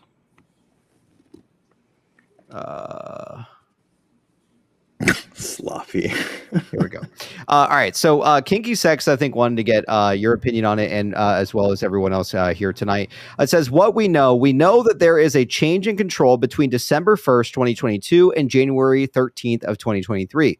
We know the TSO was $90.7 million at the end of 2022. We know after the change in control, the owner wanted to carve out / spin off Bye Bye Baby. We know Ryan Cohen appointed 3 board members per the cooperation agreement on March 24th, 2022. We know the board went to 14 members to be reduced to 11 members by summer of 2022. We know if a new or replacement director ceases or resigns before the standstill period ends, RC Ventures' net economic ownership must be at least 4.04%. of the company's outstanding common stock and 3.9 million shares of common stock, whichever is less. We know that August 31st, Sixth Street signs the FILO agreement. We know also on August 31st, the company has entered into an open market sale agreement with Jefferies LLC for the sale of 12 million shares of common stock. 0.01 par value per share. Jefferies will act as the company's sales agent, acting as an at-the-market offering under Securities Act of 1933. We know 2 Form Ds were filed December 6, 2022. On December 20th, 2022, Benjamin Rosenweig voluntarily resigned from the board. 10, we know on January 24th, 2023, Miss Carol Flatten is appointed as an independent director of the board effective immediately. And as we know with Carol Flatten, we obviously know that there's a connection to Carl Icahn via Xerox. Miss Flatten will receive compensation equal to $30,000 per month. 11, we know about the FTDs and reg shows from January and February of 2023. Now, hold on one second here, and let me get this next page up here. Here are the questions real quick, because these are some really great ones here. All right. What it says here is, how can a change of control happen? After the change in control, the new owner wanted to carve out Baby. Who denied this? Who is Ben Rosenweig, and why did he resign when he did? Who's Carol Flatten, and why was she brought on? Was she paid, and why was she paid a salary monthly? I feel like some of these are we have talked about at great lengths. Like Ben Rosenweig, we know that facilitated some, like from what we've speculated, I can't remember exactly what his profession was, but maybe we can touch upon that. We can go over all of them. I can give like little brief ones on each of these. They're really good. Okay. Who is Carol Flatten and why she was brought on? Why she was paid a salary versus maybe given shares, I'm assuming. Turtlenecks are known for coverage/safety. Why did RC tweet the turtleneck the day after Carol Flatten joined Bed Bath & Beyond? Who bought those shares from Jefferies? Does this affect the RC16B if he was the buyer? How many board members were left when the change of control actually happened? How does HBC violate a 16B at all times from February 7th to morning of April 18th? And it says, did they front run shares they were entitled to but not yet received? That's a great fucking question, by the way. Lending shares locates for all of those FTDs. Perhaps lending fees is the profit. What happens when fraud is found in this bankruptcy case? Why are all of the parties involved in Chapter 11 acknowledged as of January 18th and 19th? RC tweets, buy all stocks January 18th. Could everything be reset back to, let's say, January 13th PitchBook, LBO? Could shares be reset to 90 million? Are Canadian Friends shares were labeled as a push out? What is that? Can we get 2 sets of shares, one to trade and one to collect off of the fraud settlements? What are our thoughts here from Kinky Sex Night? And if you want to address each one briefly, that'd be excellent. And then I think there's a post that we need to cover, and then we'll start wrapping up the show after that. Yeah, I'd also like to ask him 2 questions after this part. So if you don't mind. Like me? Yeah, you. Oh, okay, sure. Yeah. No, if anybody else wants to mention anything on this, just speak up. And otherwise, I'll start rhyming them off, unless anybody wanted to go first. Go ahead, Jake. Yeah, go ahead, Jake. It's fine. Yeah. I'll ask you after you answer these. Yeah. Okay. So how can a change of control happen? So there are multiple ways. All of them are outlined in the credit agreement between JPM and the company, and later Sixth Street and the company. They can happen through a mixed bag of ways. A change in control can happen if you acquire more than 50% of the voting power. A change in control can happen through, before Chapter 11, can happen through what is called a business combination transaction, according to New York corporation law. There's lots of different ways. Importantly, we don't know for sure that a change of control happened. We're only suspecting it, but I think we have a really, really strong suspicion, because an LBO is a leveraged buyout where you acquire debt and you leverage your debt position to try and force the company to do what you want them to do. So it's a pretty reasonable assumption. It is one of the events of default, or listed in the credit agreement as a qualifying event of default, and we do know that it happened in January. After the change of control, if the new owner wanted to carve out Baby, who denied this? Well, the change of control is a very finicky thing, and you can't just enact one. And the fact that the company is registered and incorporated in New York played a big factor in this. New York corporation law is really sticky. and you can't just effectuate a change of control because you want to. There's a lot of stipulations, and I don't believe that an actual change of control successfully occurred, but just being a triggering event of like, hey, a change of control did occur or could have occurred was enough to trip up the event of default of the credit agreement. I don't think it got to the point where a change of control actually happened and then someone pulled it back. Ben Rosenzweig is a distressed mergers and acquisitions specialist. He's a super specialist in distressed investing and acquiring, you know, companies through debt and whatever. He resigned when he did, I believe, because he had assisted RC when RC was unable to convince the board to get a majority vote to sell him Baby. He had been advising RC on a new strategy of how to approach the company to take it. And when the company denied his offer of $400 million, I think they realized there was only one option left, which was Chapter 11, and he was no longer needed. And so he left when he did. Who is Carol? Yeah, go ahead. I just jump in on that one. I think you're dead on where the no change of control and bankruptcy was required, because if you look at the bankruptcy filing that was actually signed on the 21st of April, but was, you know, documented on the 23rd, it actually on the first page shows an original date of December 21st, I believe. And so that really matches exactly with what you're saying, is that the attempted buyout was declined, and at that point in time they realized. But in order to hit bankruptcy, you still have to do certain steps in order to kind of prove in a fiduciary way that you tried every alternative. ATM offerings, possible reverse splits. So these are things that you'll generally do to try and save the company, and then you have permission to enter Chapter 11 because you tried those alternatives. Yeah, absolutely. And so you can't just go to Chapter 11 because it's convenient, like ABC said. Very, very good point.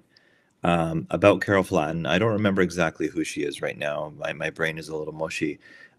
She was brought on because she is also a specialist of something I can't remember. But the more important piece, a very good observation that you said Kinky wrote this, right? Yeah. She had received a salary instead of equity to be a disinterested director. So here's the thing. So Carol Flatten joins the company days or the same day after the RSUs are taken and immediately given back. And there's a really cool, intricate legal procedure that happens here. David Kasten files with the SEC on January 24th that he took the RSUs, and January 27th that he gave them back. But he did both on the same day. He did both on January 20th. So there was a strategic reason why he had reported two different days. Carol Flatten falls into that because HBC is confirmed on February 6th. Carol Flatten is filed with the SEC on February 7th, but she actually joined the company at the end of January. So they don't reveal her until after the HBC deal. And so I think there's a real strategic reason for doing that. And I wish I could remember her specialty right now.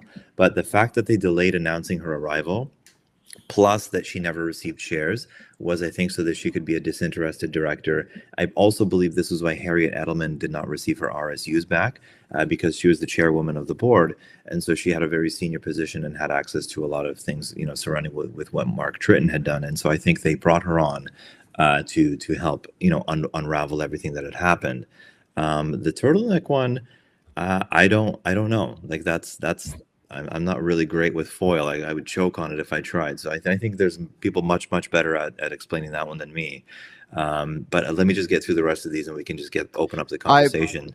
I was gonna say I didn't even see this message from Kinky Sex back here. I actually just lost it. He said they're more meant. These questions are more rhetorical. I'm trying to lead you to something. Oh, I already know what you're trying to say. I just thought there'd be merit to everybody else. Well, what is he trying to say? What's he trying to say? I don't want to skip steps because then everyone's not going to realize. All right, go ahead. All right, okay, go ahead. Yeah. Okay, so we're already on a roll here. Who bought the shares from Jefferies, right? Yeah. Yes. So the inference here is that that RC had sold, but then had come back and bought. But I don't think that happened for two reasons. One, he at this point was an insider, right? Not for Section 16B, but he has recognized that he is a greater than 10% holder.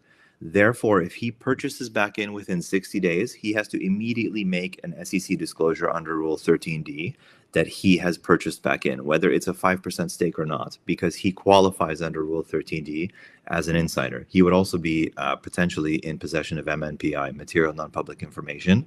And so this is why I think that the Lazard bond exchange happened on the 61st day after RC sold, because 60 days is kind of the Rule 13D window. Now, why I think the Jefferies share offering was happened, I think it happened to immediately establish that the share buybacks were a terrible mistake. And I think that they had gone right away to dilution to cement that actual financial harm so that they could have reportable documentation to say that it was a terrible idea. How many board members were left when the change of control happened? I don't remember. Now, here's the thing. The HBC thing is a very, very strange thing. How do they violate Section 16B? Well, two things. The plan administrator will say that shares held by the company in treasury somehow belong to HBC, and that is what pushes them over 10%. That is, in fact, the only way they are over 10%, is because shares that they don't own yet, that the company is holding in treasury for them, the plan man is saying are theirs. So the front running of the shares is a great speculation. It is, there's great, you can really make that claim. We don't know because it's just redacted. A lot of that trade, they pulled the blue sheets or whatever they pulled for where these trades were happening. It's all redacted, so we never know. And whether they were used for locates, absolutely. But the FTDs really piled up near the end of April before Chapter 11 as well, right? So HBC, it's a really messy thing that's really difficult to try and answer because so much of it is just not in the open. What happens when fraud is found in this bankruptcy case? Well, importantly, and I'm going to have to go back and read on this because I think the inference here is that you can reverse the confirmation of the plan. And yes, that absolutely is the case, but I believe that is contingent on the actual plan having come to fruition through fraud. I don't think that they brought in Kirkland and Kohlschatz and Proskauer and Deloitte and Lazard to just conduct a fraudulent anything. I think more than anything, the fraud occurred prior to the Chapter 11, and you brought in these heavy hitters to expose it. And I know that's a bit of a contrarian point of view, but again, you don't need to reverse the confirmation. You should repeat it, Jake. I'm sorry, man, to jump all over you. I think you need to repeat that out loud because that is so critical, in my opinion, as well, that in a sense, if you're kind of deeming that this bankruptcy is going to be reversed and that's how they're going to end up with the deal, then you're basically accusing Kirkland and Alex Mraz and Jeffrey and everybody, in a sense, or at least parties to that, being nefarious in some capacity. Yeah. I think you're so dead on with that, and I think that's really key to understand. Yeah, I don't think importantly, we do not need the reversal of the confirmation of the plan to have a positive outcome for shareholders, because two pieces of information. One, the DIP was amended on September 6th, right? Immediately after they knew that they were going to be able to get a cram down, okay? We've never seen that amendment, right? So obviously there are things out there that have happened since the votes ended that we are not privy to, okay? Secondly, they requested a waiver of the 14-day waiting period after the confirmation of the plan, and a ton of things happened between September 14th and September 29th, not the least of which is that Bye Bye Baby and Texas Foreign, I believe, left the estate. So whatever happened already happened, right? And again, the plan administrator is still filing PCRs for Bye Bye Baby and TF, even though there is no accounting of what was happening with those entities between September 23rd and September 29th, right? So again, I think he's just holding those entities as a custodian, and he's waiting for whatever needs to unravel that's in the way to be able to get made out of the way, whether that was the Neely Doss objection, whether that's the class action, the 16B, whatever. We don't need a reversal of the confirmation of the plan, is all I want to say, to be able to get a good outcome. And I think that anything that did happened between September 14th and 29th. And we're good. And I really feel confident in saying that. And really, if anyone's going to say, well, no, that's not possible because, it would have to be revealed. Okay, well, show me the amended DIP. Where's that? That's not revealed. The DIP was amended the moment the votes were tallied and they knew they were going to get it, right? So if you want to make the claim that if anything was going to happen, it would have to be in the public domain, show me the amended DIP, right? Like that's not a logical way to shut down that idea. And so again, all I would say is that we don't need a reversal of the confirmation to get a good outcome. Now, why are all the parties involved in Chapter 11 acknowledged as of January 18th and 19th? Well, that's because they had been around for a lot longer. Again, Lazard is on record as part of saying, hey, Judge, please allow us to continue working with the company through Chapter 11. We've been advising the company of a strategic Chapter 11 since December, right? So they knew what they were doing, right? This was absolutely on the table from at least the end of November or somewhere through December, when they knew that they weren't going to be successful with the bond exchange. And possibly even knowing that the bondholders were not on board was what made them say, okay, let's do it like this because we can expose whatever, right? And then I don't know if Kinky wants to come on and give the big reveal of the conclusion, because I've kind of lost myself in my own train of thought. But could everything reset back to the January 13th pitch book LBO? No, and we also don't need it to, and we wouldn't want it to, because then HBC would be off the hook if they were a bad guy. JP Morgan would be off the hook if they were a bad guy, and you wouldn't want that. You want that established financial harm. And again, we don't need any sort of reversal of anything that's happened to have a positive outcome. Could the shares be reset to a smaller TSO? I don't know. And my intuition tells me that we wouldn't want them to, because we would be wrapped up in 15 years of litigation against the DTC and Seed & Co. trying to debate what the TSO should be. So I think it was a strategic compromise to not have Seed's accounting ledger be higher than what the company has for distribution, and focus just on what's naked and what was sold short that they didn't have locates for and FTD'd on, versus going against the ledger of Seed, which is really the only entity in the world that owns every share of everything that's not DRS, right? So I don't think we would want a reversal of the TSO. It would just delay the result by, I think, like 10 years from lawsuits. Canadian shares were labeled as a push out. I don't remember. A push out is something related to an acquisition and collecting off of fraud settlements. Yes. Now, that's the important thing, right? Everyone is, bears are now sticking, and again, it's notable, and we should really make a point of saying how many times bears have pivoted to tell us in different ways, oh, you're still screwed, oh, you're still wrong, oh, you're still wrong. The plan of reorganization is only one method through which we have a positive outcome, right? Another one is anything conducted through a Section 363 sale. Also, you can have results from both, right? And any recovery that comes from a plan of reorganization down the road with with cash proceeds is separate from equity, and you can just get payments that go into your brokerage account, at certain points in time, because they've settled these things. Because again, the bonds are scheduled, right? Sixth Street obviously came in anticipating they were going to make a credit bid. There's documentation saying that they were preparing it. There's very logical speculations that you can make that all of the debt is satisfied in one way or another, whether it's a debt for debt swap, debt for equity swap, a payout for the bonds, whatever. There's more than enough money. At its worst, the total funded debt was $1.8 billion, and only the director and officer fraud claim is 2.5, right? So anybody can do that math and say, even if there was zero recovery for any creditor, which we know is completely not the case, there is still potentially $700 million that would go to shareholders once that one is sorted out, right? Again, the cash proceeds are just one element of it, right? The equity can come through a different mechanism. They can come separately. They can come together. It doesn't really matter. And so I really would want to hammer the point home that we don't need to undo anything that's been done and to get any positive outcome, because that assumes that whatever has happened is not going to save shareholders, which I really don't think is the case. So let me go ahead and take it over to Travis. Travis needs to call it a night. We'll actually start closing up the show here in a moment. Travis, go ahead, man. I know you need to get going, so go ahead. Yeah, I appreciate it. And I didn't want to cut Jake off. I was going to let him finish. And Jake's on a roll. I think you're somewhat spot on. There's a couple things that I kind of maybe disagree with, but they're all theoretical and hypothetical, and neither one of us could draw a conclusion. Well, I can come back tomorrow. Sorry to interrupt you, Travis. PP, I know I was rambling a lot tonight, but I can come back tomorrow and we can have a little bit of a back and forth about whatever. Here's the thing: I'm a maybe tomorrow and Thursday. So tomorrow, my son probably has his last soccer practice. They did make the playoffs, and we have our playoff game on Thursday. So I'm a hit or miss. I'm very proud of them, but for the last week or so, life has just come at me, and I've been super busy with things like this. And I got to put my number one team first and make them a priority, and that's what I've been doing. So it is great to be back on. Unfortunately, it might be a short stint until next week, where things finally settle down.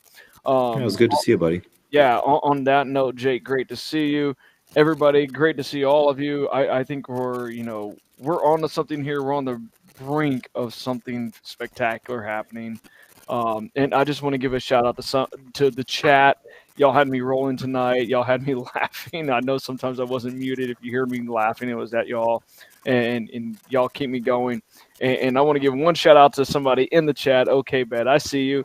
I love you. Miss you, buddy. Hope you're well. And to everybody here, Michael, PP, who's getting electrocuted in the background, bro? I don't know.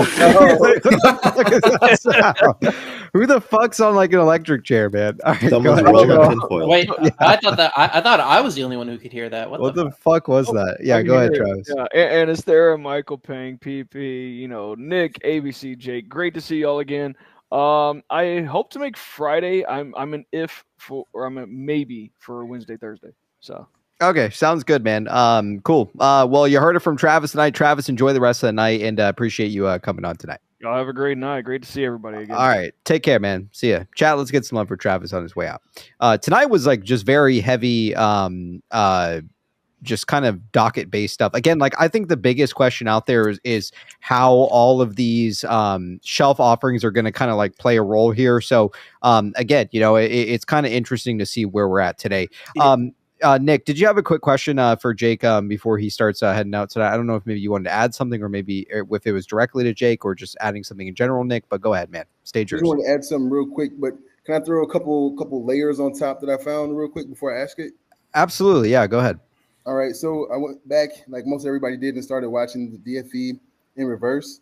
A couple things that stood out to me was Ludacris actually shows up twice in the video, and both times that he shows up, which one time there's a person wearing an Atlanta Braves hat. Then there's another time the Missy Elliott video, the little girls are actually dressed in red, white, and blue, which are also the Atlanta Braves colors. So there's another part where he says, once upon a time in College Park, but DFV chose to put DW Park. So I Googled DW Park. It's Daniel Waldo Field donated DW Park to the city of Brockton, Massachusetts in 1925. It was Brockton's crown jewel.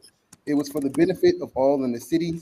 It's between 650 acres and 700 acres with 7 bodies of water in the park. All but one are man-made, and that one is called Beaver Brook.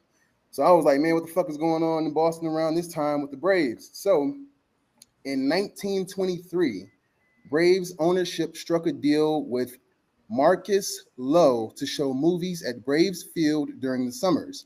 8,000 people showed up to the very first one. Marcus Lowe found Lowe's Cinema, which would later be bought by AMC. And that made me think about the Amadeus scene, like our originals. So if business was so good for them back in the 20s and 30s, it would make sense that the Braves invested in Marcus Lowe's vision for cinemas. So it's like, oh shit, do the Braves actually own a very high percentage of AMC? Like this could potentially be like a back door into AMC for GameStop that nobody would fucking see coming. That's fucking wild if that's true. Then it made me think about I think I'm gonna have to go through DFVs and look at every movie and look at every plot, because every plot that he used, every movie that he used, the plot kind of fits with what's going on with GME. The Alien Resurrection is actually from Alien 4, and Ripley is actually a clone at this time, and she's been combined with alien DNA. So I just learned, and this is my question for Jake and ABC. Is it possible for one stock split in 3 different series to be on 3 different exchanges at one time? What do you mean by different series? So the Brave stock is split into series A, B, and C. Oh. Series A is on the NASDAQ. Series C is on the New York Stock Exchange. And Series B, which is for retail, is currently traded on OTC. That's a great question, and I don't know. I'm gonna write I that asked down and look it ChatGPT, up. and it said that it's not possible. So I was like, let me ask people who actually know. So I wonder then if they are not correlated, like the class A, class B, class C in your example, and if they are independent from one another. But I don't know. That's a great question, man. So I'm going to look into that and come back to it. Okay. All right. So I mean, I think you can, because like other countries, like some companies, multinational companies, have separate stocks on in different exchanges in different countries. So I would assume that that's very possible. Yeah, TSX can hold some that are on the NASDAQ. I mean, absolutely. Now the question is, I mean, you got Berkshire Hathaway A series, B series, you know, so there's different types too. But absolutely, if the Atlanta Braves have 3 series of stock and they're on 3 different exchanges, it kind of answers your question. It's possible. You found the evidence. Yeah, And I think that's why Lego or Nintendo is kind of part of this, is because like they don't have a stock here in the US, right? They have some weird, someone else is abusing their stock using contract for difference, whatever crap. And so it's like I imagine that Nintendo actually wants to IPO here in the US, because that's tons of money they're leaving on the table.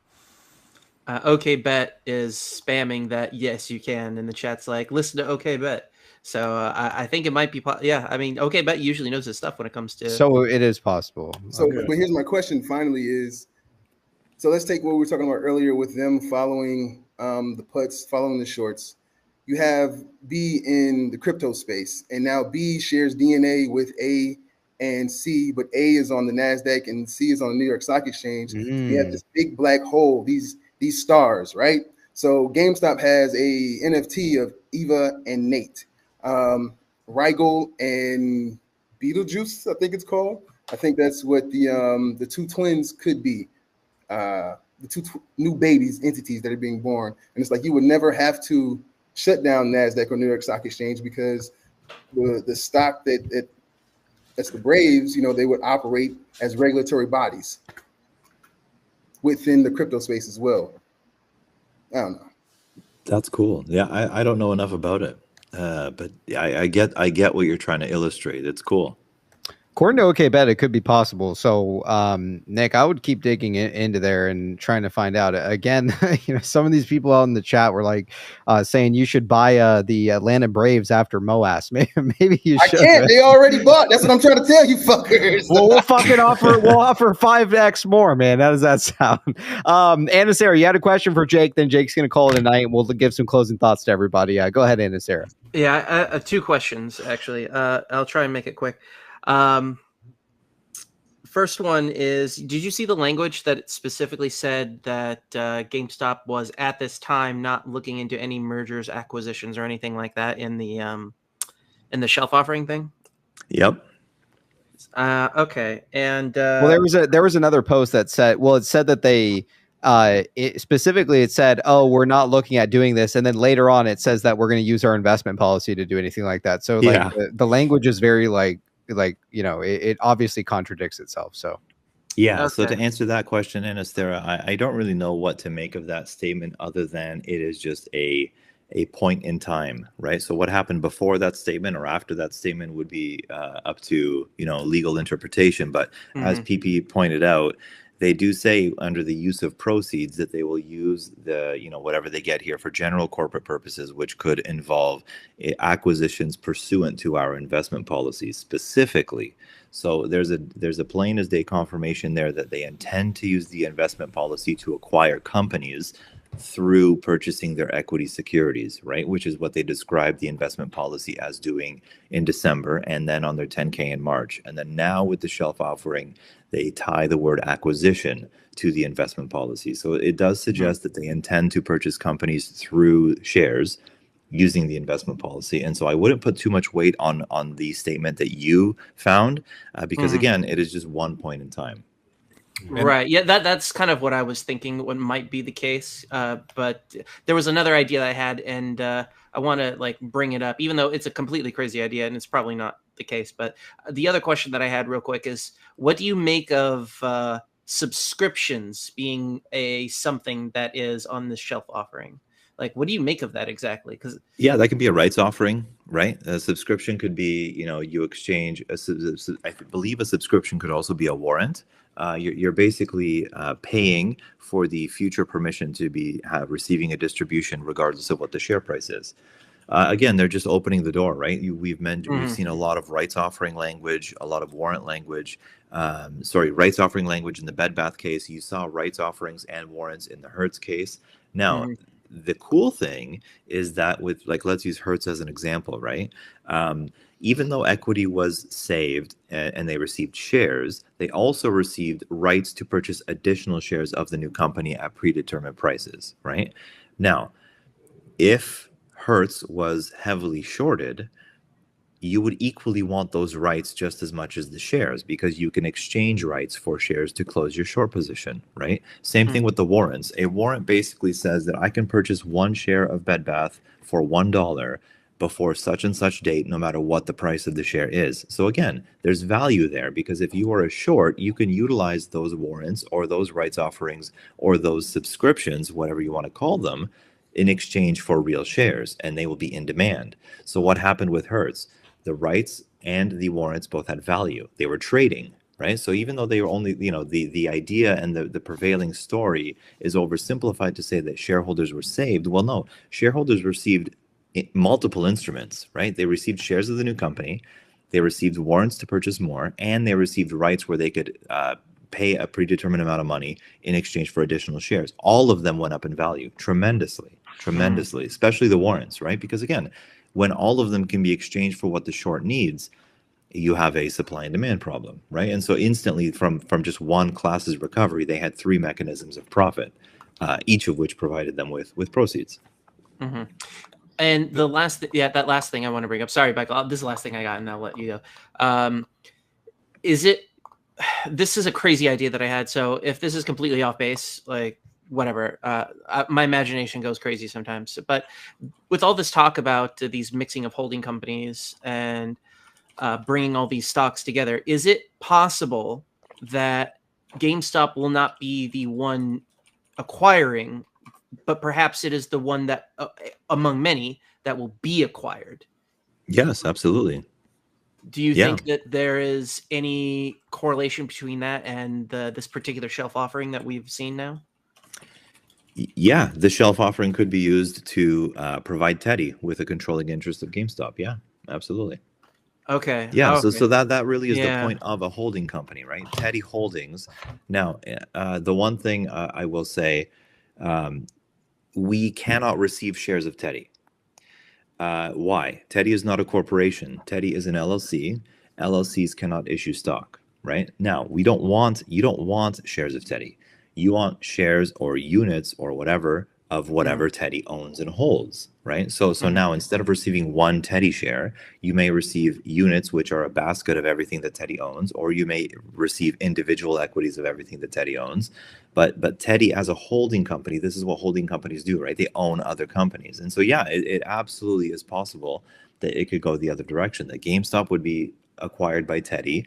Teddy would become the Amazon competitor that owns businesses that can, fulfill everything from A to Z for people's day-to-day lives, and become the largest e-commerce and store physical footprint business in the world, because they give you video games, they give you music, they give you movies, they give you baby products, they give you whatever.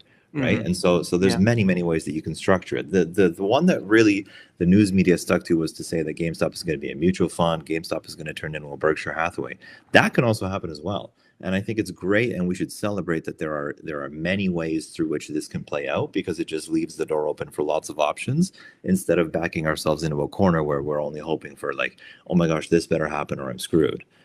So to answer your question, yeah, GameStop could use the 45 million shares. I don't know if it would be enough to give a minority controlling interest, but yes, GameStop could effectuate a privatization of its business or become owned by a holding company such as Teddy, for sure. And those units could be on the blockchain as per the GameStop filing. Yeah. Cool. Thanks, Jake. I really appreciate the answers. What I was going to say is that there's two different holding companies. It could be Teddy or the 545 West Canal Road. Yeah. Right? When Holly Etland said there was, the new future is there's going to be multiple investors pooling their money to buy multiple entities. So, that could be Teddy. That could be, just another fund that's buying, Rite Aid and some other ones.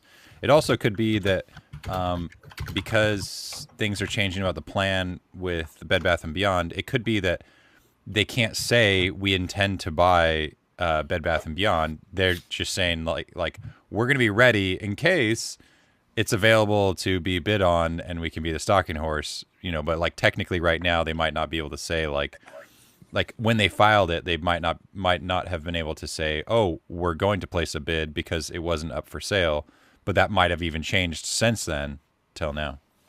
Well said. All right, let's go ahead and take it over to Jake 2B. And Jake, give us some closing thoughts, man. As we start to wrap up the show tonight, what would you like the good people at home to know? I would love the people to know that we are in a really good position. I think seeing that the bondholders are scheduled to be paid, knowing that Sixth Street had a plan from the get-go, wasn't looking to get paid back, but instead was going to, receive assets in exchange for its debt. Seeing these lawsuits pile on with financial recovery really suddenly tips the scale to have a substantial recovery for Class 9, and that's even over and above and beside any sort of potential equity offering that could come from any direction, such as an Oak captive insurance subsidiary. So yeah, I'm pumped, and I like that we have lots of ways through which this could play out. And I think no one has to be looking for these really I don't want to use the word odd outcomes, but just like extravagant outcomes where the plan has to be reversed, or we have to have some sort of like prayer that someone committed a fraud, therefore everything can be unwound and hopefully we can get recovery. I think that there's more than enough in what already happened to bring recovery, and people should just be at peace knowing that we're in a really, really good place. And I think we're gonna be fine, and we'll see you on everyone's anus. Right on. All right, cool. You heard it from Jake 2B. Chad, let's get some love for Jake on his way out. Jake, appreciate having you on the show tonight, man, and hope to see you later this week as well. Yeah, see you guys, and see you to the chat. We'll see you guys tomorrow. All right, have a great night, everybody. All right, take care, man. Have a good one. All right, you heard it from Jake 2B. Real quick, let me just read back some of these tips here, and then we will start wrapping up the show here. We got Sean with the Vibe. How does Khan tie into all of this? Who owns and runs Cohen and Co.? I don't think it's been discussed enough. I think the two are correlated. I don't know if they are, but at this point in time, I can't tell you. I need to take a look at it again and see if there's any connection there to Ryan Cohen. Last I checked, I don't think there was, but I heard that they had also done something similar to some kind of an offering. Dustin says, check latest Tufel tweet, new lawyer for RC in the Bed Bath case. Yes, there is a new lawyer that came on the scene. I think it is a woman who came on the scene. I can't remember what her name is, but that is also something that got added, I believe, tonight. Rick with the 2, PP chat poll to ban MJ Shill. This clown is trash. King Weenie with the 2, Nick buy the Braves after Moas. Mo Money with the 20. I want to note that there was a major inflow in the option chain today for GME. Someone purchased 10,000 call options worth $6 million of $20 strike price that expire for $6.21 around the last hour of market. Again, you have to ask yourself, who the fuck is dumping all of this fucking cash, man, into these calls? If you ask me, I think that it possibly could be DFV. And I want to touch on this, and then I'll let you guys start giving some closing thoughts. The interesting thing is there is some tinfoil with the Run Lola Run movie, okay? Apparently, from what I understand, that she bets everything on 20 or something like that, I think, and then ends up like making a big fucking bag. So I don't know, again, that is just some tinfoil. I have not fully seen the movie. There's a lot of movies I need to catch up on, but from what I remember, she bets it all on 20 and then wins the bag. And then I think she finds her boyfriend or whatever who owns money. And then I don't know. I need to read it again, but there was some good fucking tinfoil behind it. I liked it.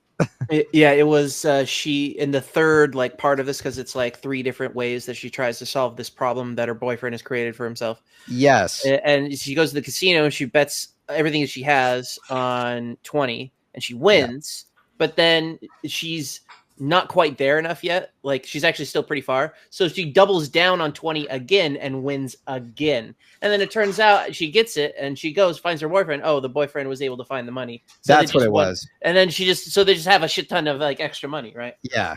It was it was an interesting thing. So I don't know, maybe the 20th. Or maybe $20 calls. I don't know. If you ask me, I'll be gambling a little bit into these calls. So Anasthera, let's hear it, man. Give us some closing thoughts, man, as we start to wrap up the show tonight. I think it's this is kind of why I asked those questions. I think it's kind of interesting that the shelf offering in shares is about half of the original TSO for Bed Bath & Beyond. I don't think that's a coincidence at all. And there's a lot of tinfoil on top of that, as well as other hints that there's going to be that merger between BBY and GameStop, where it's like blue and red and then becomes purple or something along those lines. So I don't think that's a coincidence personally. Other than that, like, just great to be on the show again. I'm glad you're doing 5 days a week. I'll be here tomorrow, Thursday and Friday, probably not, but I'll try Friday. So cool. Right on. All right. You heard it from Anasthera tonight. Anasthera, enjoy the rest of the night, man. Appreciate having you on the show. You do the same, guys. Peace out. Take care.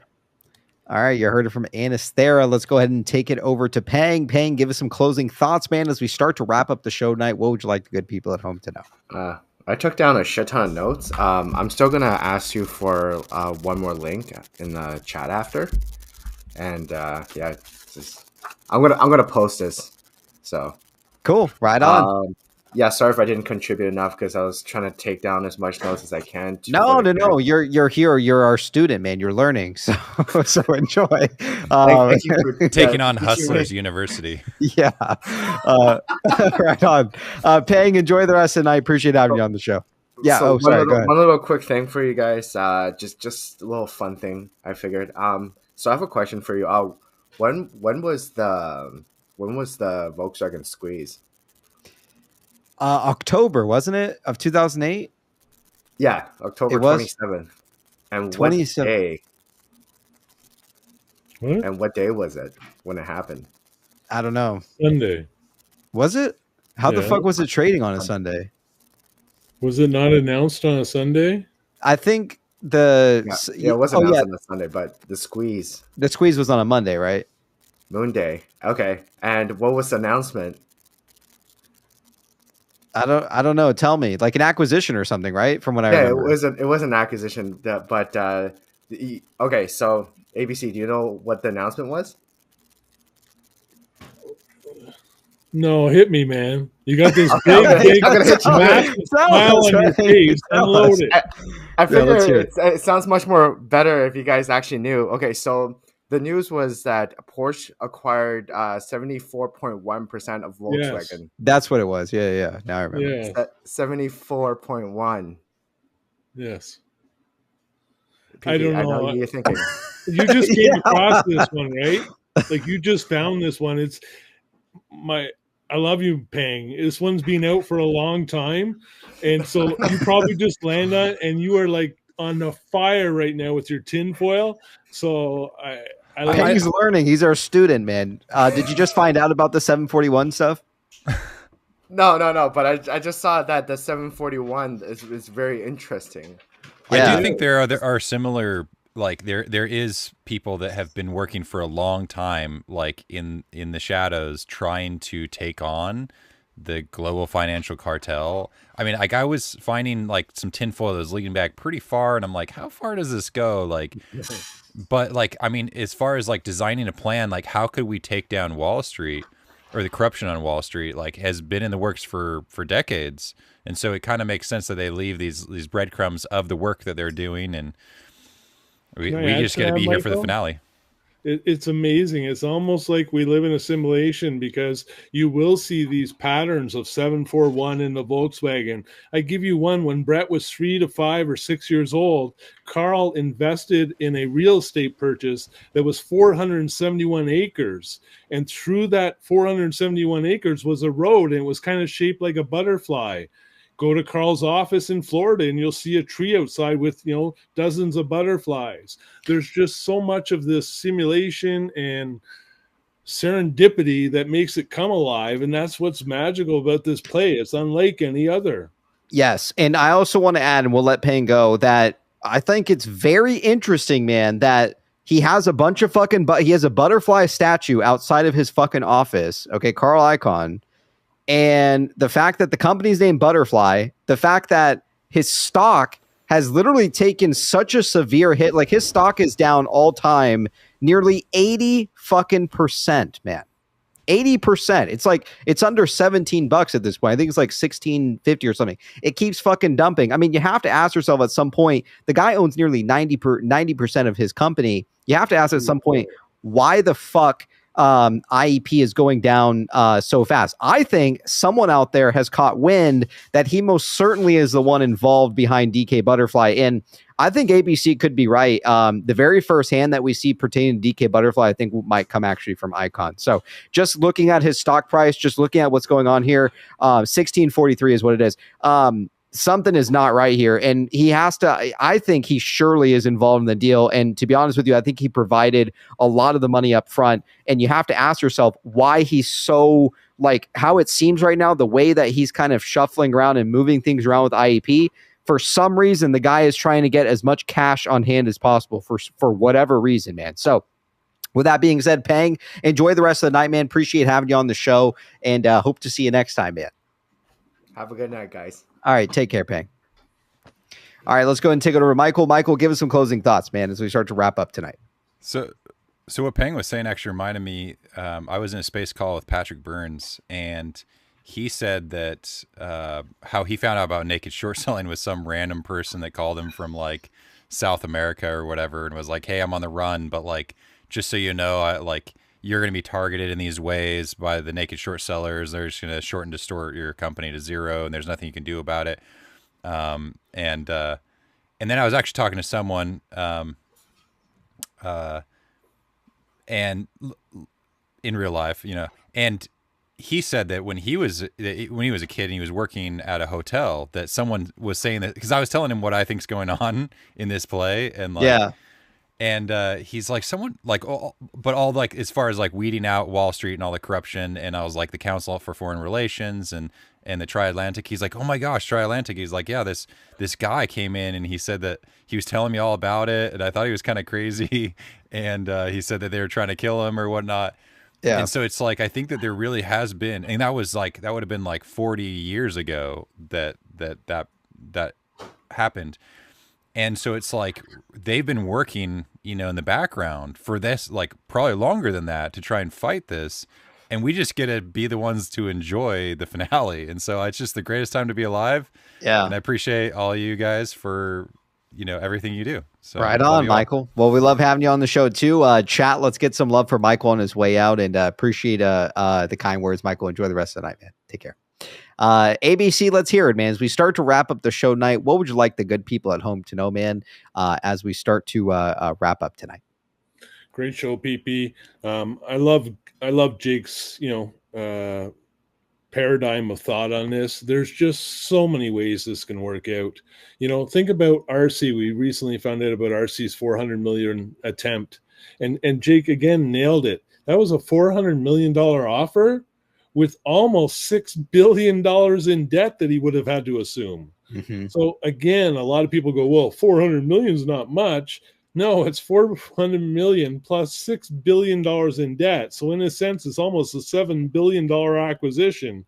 You know, yes. And so to see this literally progress, you know, into bankruptcy, get that protection, have that 363 advantage where you can kind of liquidate what you don't want, obviously preserve all the assets you do want, do any carve-outs that are desired. I still believe that, you know, one alternative way is the stalking horse bid.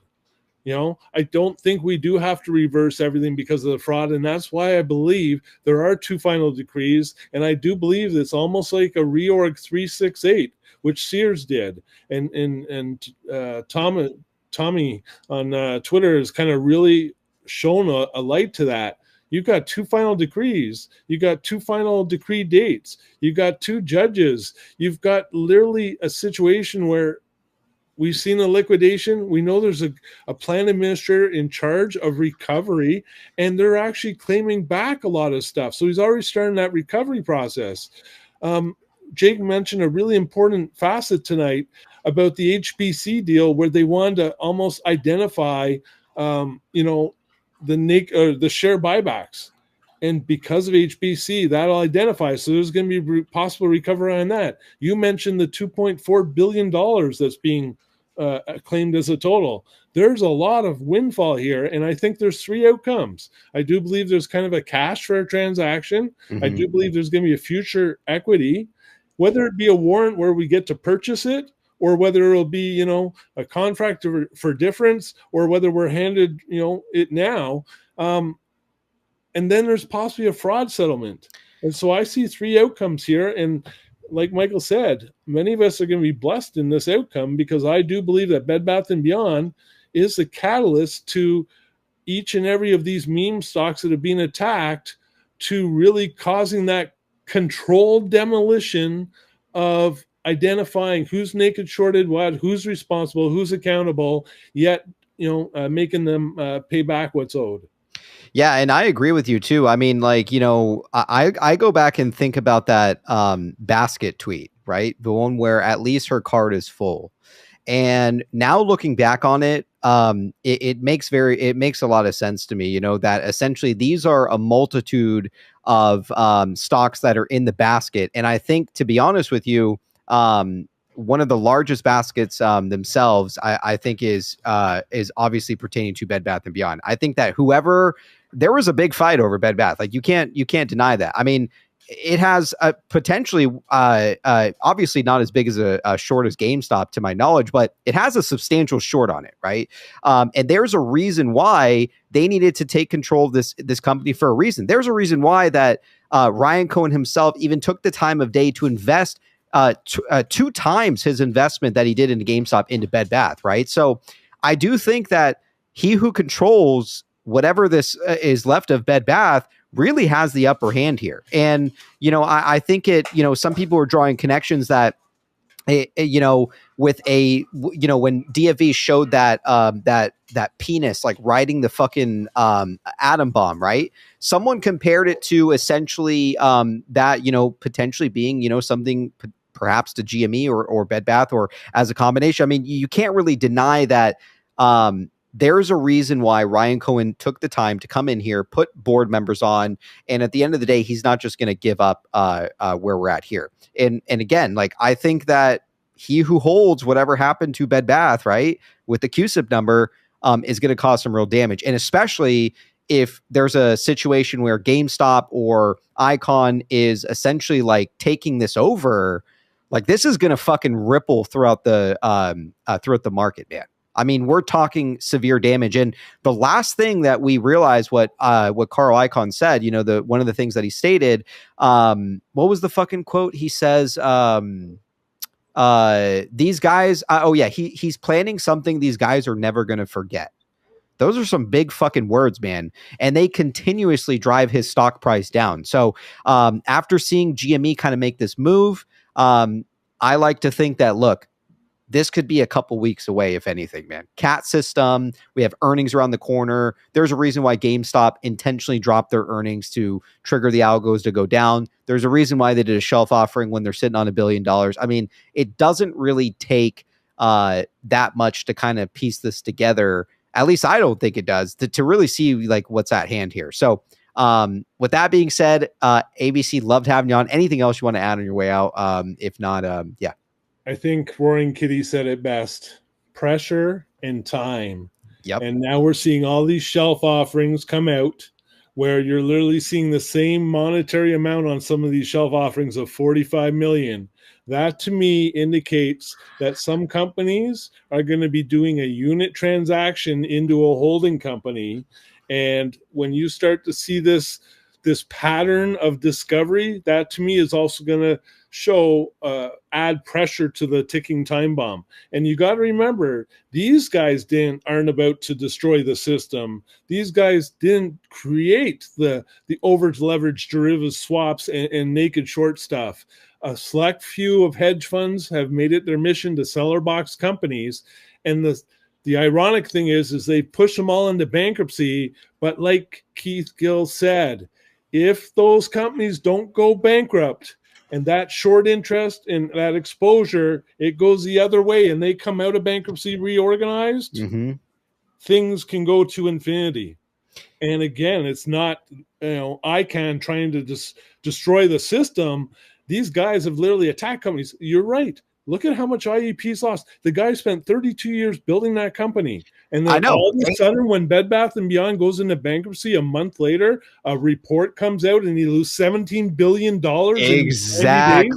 Exactly. The same time that we essentially got delisted, that's when IEP gets hit the hardest. Or maybe it was around bankruptcy. I need to take a look again, but I think it was around May 5th kind of started. May 3rd is when we got delisted, May 2nd. So with that being said, ABC, loved having you on the show tonight, man. If you ask me, we're about to see some fucking fireworks, man. Again, DAV does not come onto the scene just to make some videos for a week and then pretty much call it a day and the stock goes to $80 and that's that. No. $80 isn't shit, fellas, with where this fucking goddamn explosion's going. So with that being said, ABC, enjoy the rest of the night. Loved having you on the show. And chat, let's get some love for ABC on his way. Not financial advice. Love the hat, dude. Right on. Cool. All right, chat, let's get some love for ABC on his way out. Take care. There you have it, man. The fucking PP show. We got together. We talked some DD. Hell, even a couple of the fellas showed up tonight, man, and we had a pretty good night. Again, if you ask me, we've waited long enough, man. All of 2021, all of 2022, all of 2023, and here we are in 2024, now breaking out of a 3-year downtrend. We're sitting here with canceled shares with Bed Bath & Beyond. Still no fucking liquidation yet. They have not wrapped up everything with what's going on. So if you ask me, man, it has to be soon, man. It's got to be. There's no way that this goes or prolongs any longer than here, man. And again, I really do truly think that, having DAV kind of come onto the scene when things are still not wrapped up with Bed Bath and here we are, just touching $80. This is not it, man. I would not be surprised to see additional possible videos from DAV, but the thing is, if we start absolutely ripping, man, and there's some TA people that are saying into the thousands, we may not even see DAV come on the scene because there's going to be quite a bit of shit being thrown at every way. So I don't know, man. It's hard to say what's going to happen with on DFE's end in terms of those videos. But with that being said, man, I'm all for it and I'm ready to see some fucking fireworks, man. So with that being said, enjoy the rest of the night, fellas. Good luck in the market tomorrow. And with that being said, I appreciate you guys tuning into the show, watching the show this evening. We'll close out with these tips on the way out. Appreciate the support tonight, fellas. GV Frog with a 5. Goodbye, stranger. It's been nice. Hope you find your paradise. We also got Rick with the 2. They are simply shares in limbo. PP. Right on, man. I agree. All right, fellas, enjoy the rest of the night. We'll see you guys tomorrow. Enjoy the dildo slap on the way out. Love you all. We'll see you then. Peace.